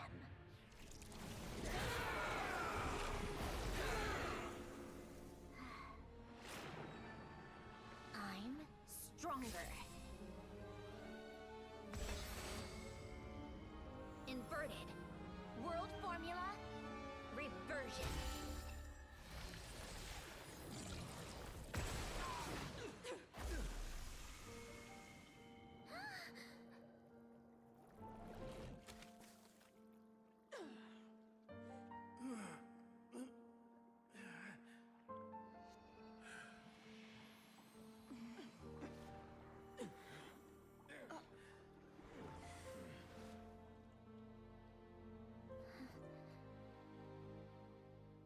Be at peace among the tides. Lost souls.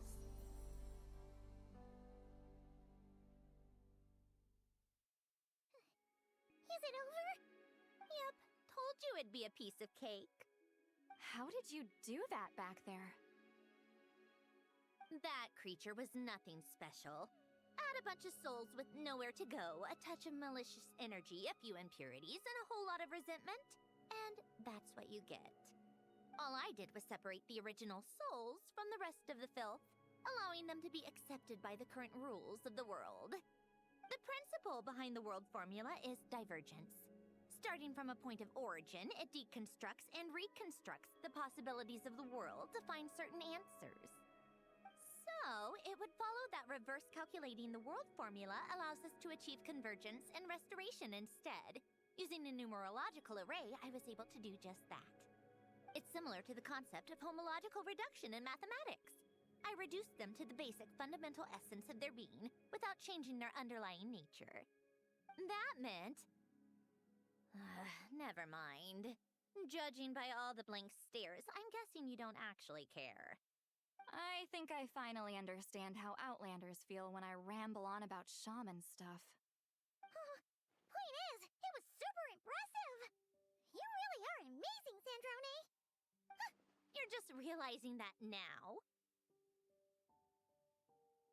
Ahem. Enough about that. We should get going. I'll go reset the mechanisms inside the tower. See you back on land.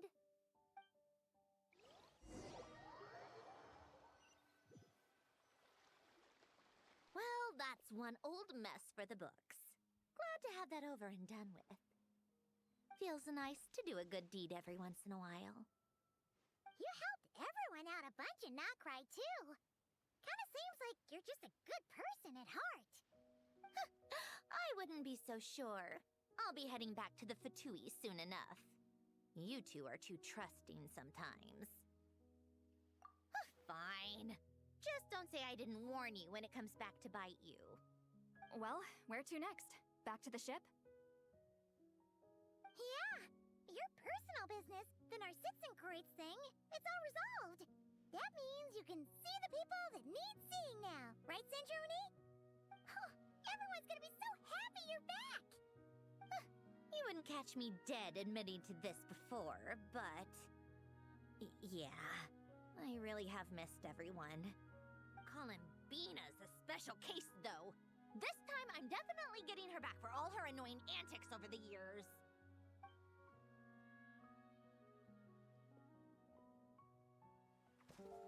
She'll sense me coming from a mile off. How am I gonna...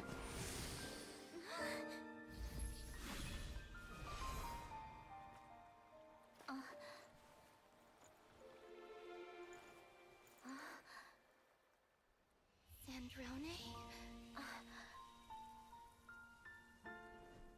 Is it really you? You're back? You didn't tell me. You avoided me. Why?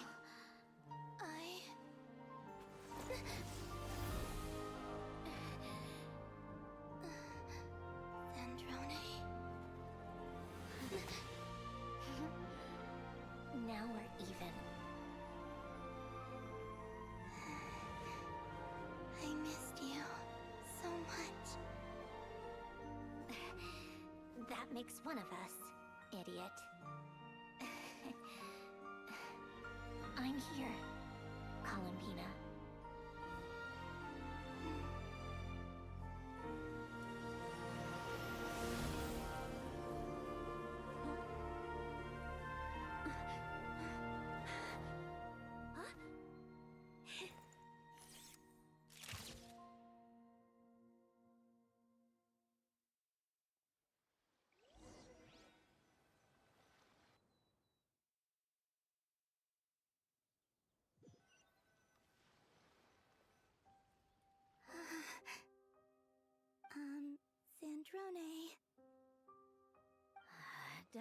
so in the moment. Or I'll start thinking about how you teleported me to a random location after I explicitly told you to stop doing that. And scene! Bravo! Bravo! We got it! This is exactly the ending I was hoping for. Huh? Where did you just go, Miss Columbina?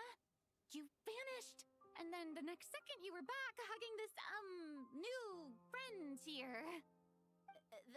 That was all on camera? Yeah. Well, the camera was already rolling, and it happened so fast, so... yeah. Hold on. This must be... Yep, my best friend. The one I was looking for. I never thought I'd actually get to see her again. I'm just... so happy. Plus, the film got a happy ending too. It's all thanks to you, Sandrone. Sandrone? You couldn't stop being annoying for 1 second? Columbina!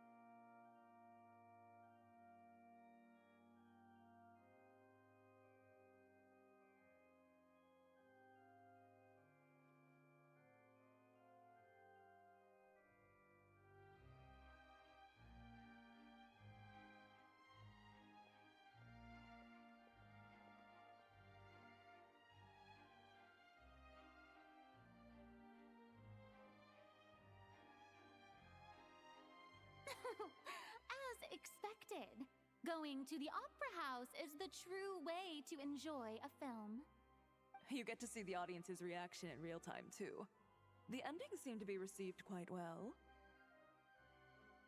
Paimon can't believe you let us include that in the final cut, Sandrone!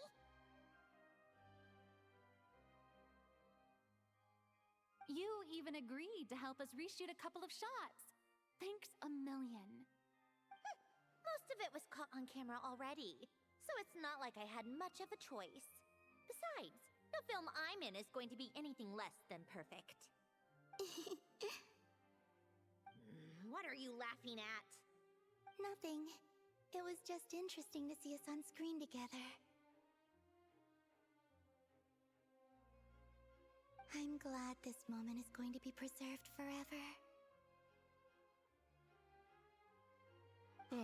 Just a pity we didn't take home the Farina Award this time around. Well, artistic films can rarely compete with commercial ones. You should have prepared yourself for this the minute you changed the script.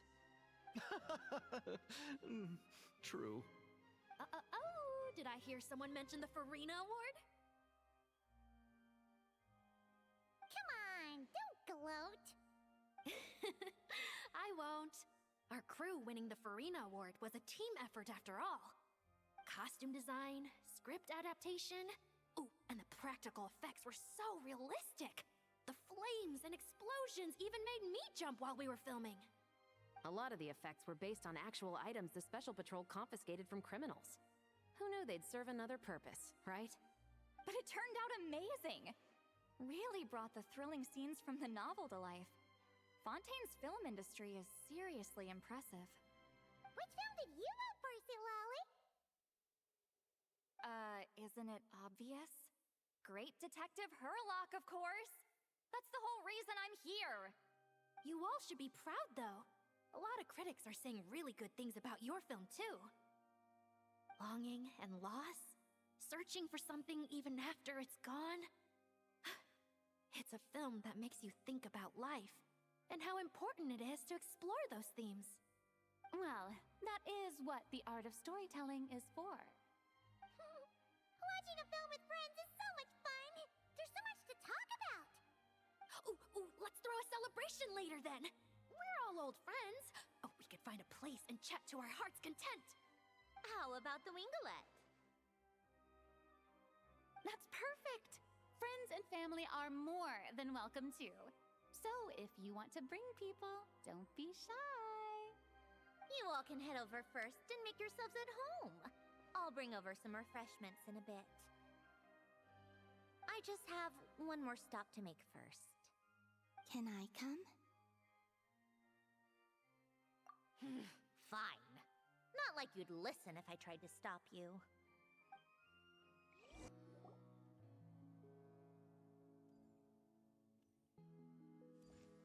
Wait, is this?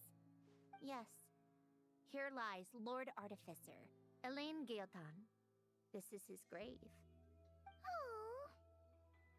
I'm sorry, Ellen. I'm sorry this is the first time I've been back since leaving Fontaine. I should have come to see you more often. I got your gift. I even cleaned up one of the Narcitzenkreuz Ordo's messes along the way. Our home is just as quiet and warm as it always was. The flowers in the garden are still thriving. I'll make sure to tend to them more often from now on. Polonia received irreparable damage in battle. I should have taken better care of your invention. I'm sorry. Polonia was family to me. Just like you. You always said I was a fast learner. But I'm not so sure. It took me far too long to learn the things that truly matter. I never said this to you back then, but thank you for creating me. For giving me the chance to experience life. Being your family meant everything to me. Absolutely everything. Can I say a few words as well, Sandrone? Don't need my permission. Hello, Mr. Gaeltan. I'm Sandrone's friend. You don't need to worry. Sandrone is doing great. Not only is she a brilliant scholar, she's made a whole bunch of friends, too. And she takes great care of them. As if... She'll never admit it, but she's always there when her friends need it the most. I wouldn't even be here without her. So, if she ever needs help, her friends will be there in a heartbeat, including me. That's what best friends are for. Columbina. What else? Oh, she likes drinking bitter coffee, listening to piano music when she can't sleep. Turns out she even likes giving hugs. No, wait! Don't tell him all that! Huh? I don't understand. I didn't think you'd want to hide things from him. Well, yeah, but there are still things I don't want to say. Okay. I'll come by myself and tell him for you then. That's not what I meant! Alright. Enough with the speeches. If no one has anything else to add, let's just leave it there. Should we say a few words too? Kinda seems like Columbina said it all. Oh, great idea!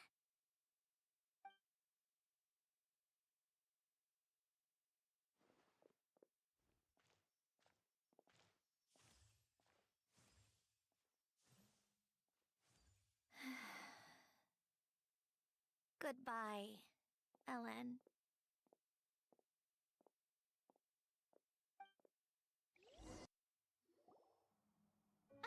You made it! The party's already started. Oh, but, you didn't bring anyone else along? I thought you headed out to invite some friends. We did invite a friend, actually. She'll be here soon. She's even bringing some desserts to have over tea. You should join us later, Miss Farina.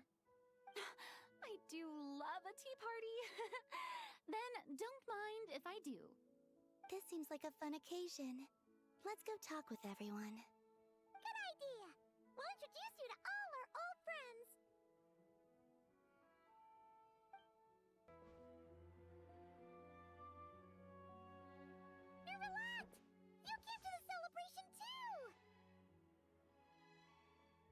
Yes. I can only hope my presence does not make anyone ill at ease. Who's this? All right! This is Nervalette, the Udex of Fontaine. And this is Columbina and Sandrone. Greetings. Hello. These two must be the Fatus and former Fatus related to the recent incident in Nodcry.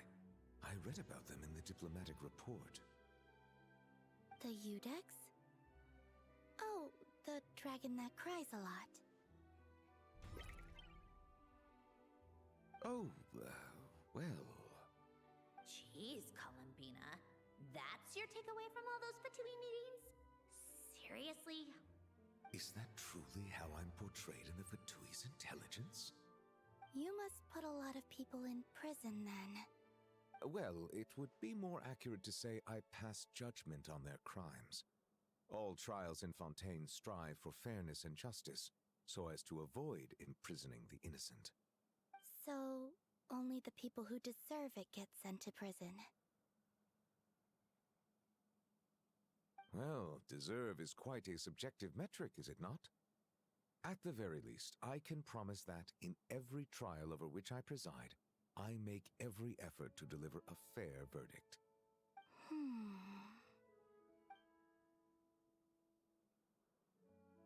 Yeah. Oh, for the love of... what is she doing now?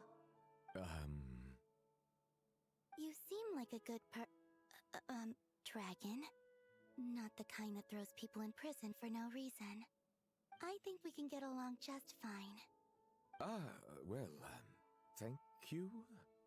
Then she punched me because... Sorry, Nervalette. She thinks that's a sign of friendship. Where does she even pick up weird habits like that? Ah, I see. I believe I have observed people on the streets of Fontaine expressing affection in a similar manner. I suppose I now know what it feels like. Yes. Quite, abrupt. You know, these two are surprisingly alike.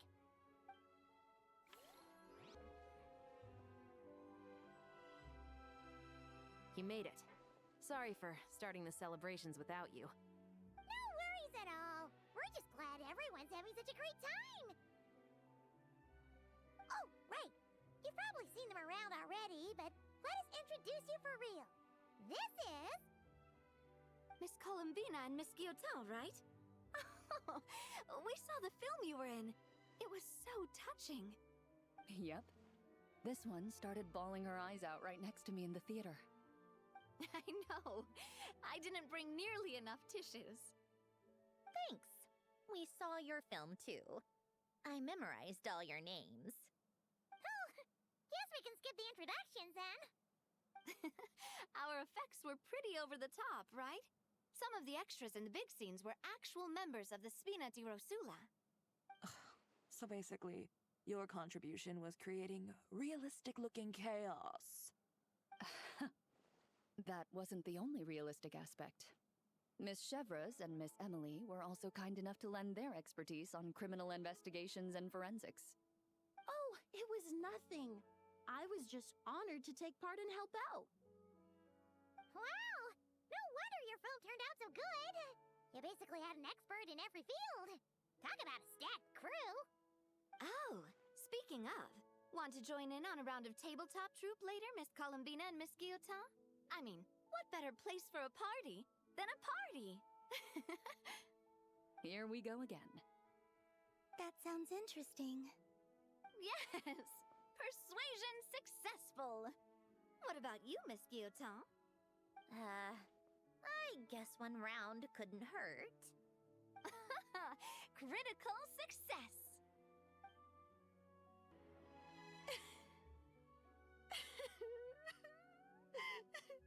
What a dream come true! For once, it all worked out! I can die without regrets! Let's not get too ahead of ourselves, Director Lapine Pauline. What was in that piece of cake you just handed her, Escoffier? Maritime flowers, eggs, flower, same as all the other pieces. What, you think I tampered with it? Playing a detective in real life now too, are we? Oh, it's so delicious. I'm so happy. My life has peaked.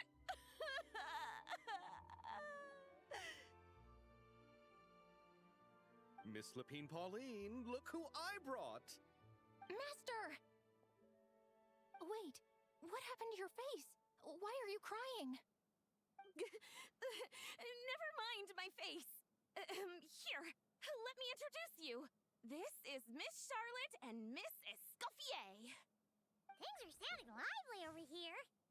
Oh, look who it is! Perfect timing. I was so busy with the shoot, I feel like we barely got to talk. Ah, and the elusive Miss Guillotin. It's great to see you. Thank you so much for letting us use the boat free of charge. That was so generous of you. Oh, right. Introductions. This is Miss Charlotte and Miss Escoffier. That's kind of you. But I didn't really do anything. If you want to thank someone, it should be the Duke or the people who keep the boat in such good shape. Right. I'll head over in a bit and do just that. Miss Columbina? Yes? Could I interview you sometime? I'll treat you to some gâteau de bord for the trouble. There's only a limited amount available each day. Oh, but it's an absolute must-try when you're in Fontaine. Oh, sure. Bold of you to use my own cake as a bribe right in front of me. You know what? When else are we all going to be together like this? Come on, everyone! Grab your drinks!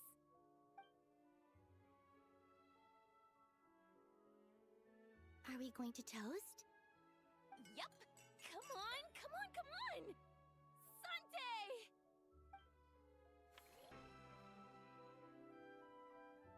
Granny Eatsley, you're really not going to let us borrow these cute little stuffed toys for our magic show? First of all, Seat Laline and Eats Papa are Chi-Chi meal. They have inauspicious stars sealed within them, and they're my helpers, not toys. But the Grin Malkin Cat and Boggle Cat box are Linny and Lynette's helpers. And they still make good partners on stage. Agreed. We've never had a Chi-Chi meal pop out of our hats before. It would be quite the surprise. I think the audience would love it. If this was the Masters of the Night Wind, these kids wouldn't have even had the guts to say my name, let alone pester me like this. I'm terrible at dealing with requests like this. You think you're so funny. Lady Sandrone. Lady Columbina. Hello. Don't look at me like that. I don't have any mechanisms for you to break. Don't be fooled by my sister's demeanor, Lady Sandrone. She's just as delighted as the rest of us to have you back. Well, I suppose when I'm not so busy, I could find some time when Arlecchino is around and bring over a few gifts to the House of the Hearth. You're too kind, Lady Sandrone. I'm sure just your visit alone would make Father more than happy. I just need to borrow them for a bit. I'll pull them out of my hat, give them a quick hug, then give them straight back. When did hugging become a part of it? Oh!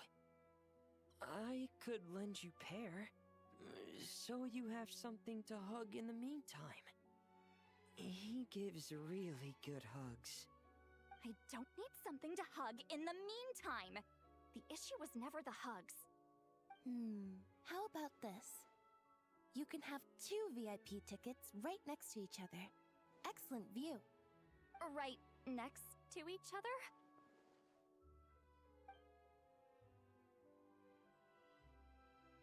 Yep, super quiet. No one will bother you. I'm sure you'll have a great time. Fine.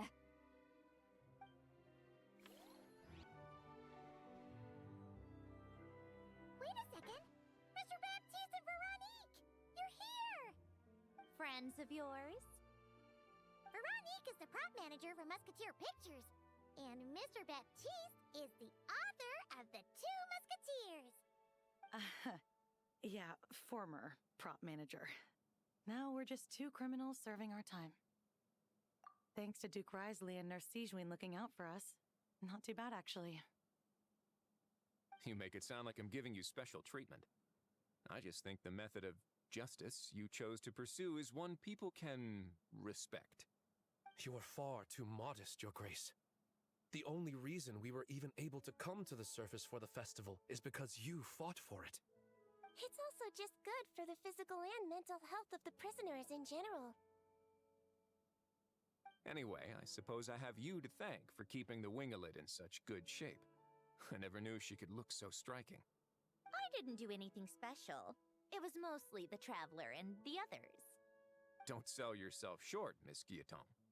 You are the current captain, after all.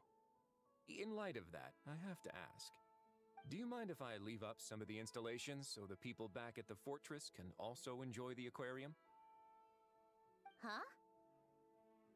Like I said before, I just think it would be good for the inmates who clean and maintain the Wingalet to see their work put to good use. Besides, maintaining an aquarium is sure to be a lot more interesting than scrubbing rust off the walls and deck. Of course I don't mind. I'm grateful you even want to keep it. Great. Then it's decided. That's amazing, Sandrone. We should go hang out at the Fortress of Meripede later, then. You do know you just invited me to hang out in prison, don't you? Well, it's been quite some time since the three of us gathered to drink tea like this. Yes, but your tea is as good as ever, Sandrone. Of course it is. The pastries you brought aren't half bad either, Arlecchino. I'm glad to hear it. Are they to your liking, Miss Farina? If I remember correctly, this particular cake is your favorite. Yes, thank you. The tea and pastries are absolutely delicious. I can't believe I'm casually sipping tea with 3 harbingers. Or are some of them former harbingers? Who knows? Due to diplomatic reasons at the time, our last tea party was rather tense. Wasn't it, Miss Farina? You have my apologies. But this is simply a casual gathering of close friends. So I do hope you can relax and enjoy yourself. Of course! I appreciate the hospitality, in both cases. Next time, let me be the one to treat all of you. I'm sure we'd all be delighted to have you join us more often. The same goes for you two. Of course we should do this again! We've all been through thick and thin together by this point. This is nice, Sandrone. It reminds me of the happy times back in Snezhnaya, when things were so lively. Yeah. To be honest, I never thought these gatherings would feel this lively ever again. Well, I think I speak for all of us when I say we're truly glad you're back, Sandrone. Me too. I've realized that holding on to what matters doesn't just mean protecting what you already have. By reaching out and striving for something new, you can gain much more than you think. No, that certainly doesn't sound like something the old you would say. Well, I'm only going to say it once, so don't get used to it. Who knows? Perhaps your tea parties will only get livelier from here on out. Once you return to the Fatui, we'll have more opportunities to keep in touch in any case. I want to spend more time together too, but I don't want to go back to the Fatui. Well, Notcry isn't too far from Snezhnograd. It shouldn't be hard to find a place where we can all get together. Oh, and then I can sing for you, or put on some of your favorite music, just like the old days. Speaking of music, I spotted a mechanical piano below deck. Is it yours, Miss Guillotin? Yes. Reclaimed, I suppose you could say. Why don't you play something for us? Huh? In front of all these people? Yes, why not? You play so well.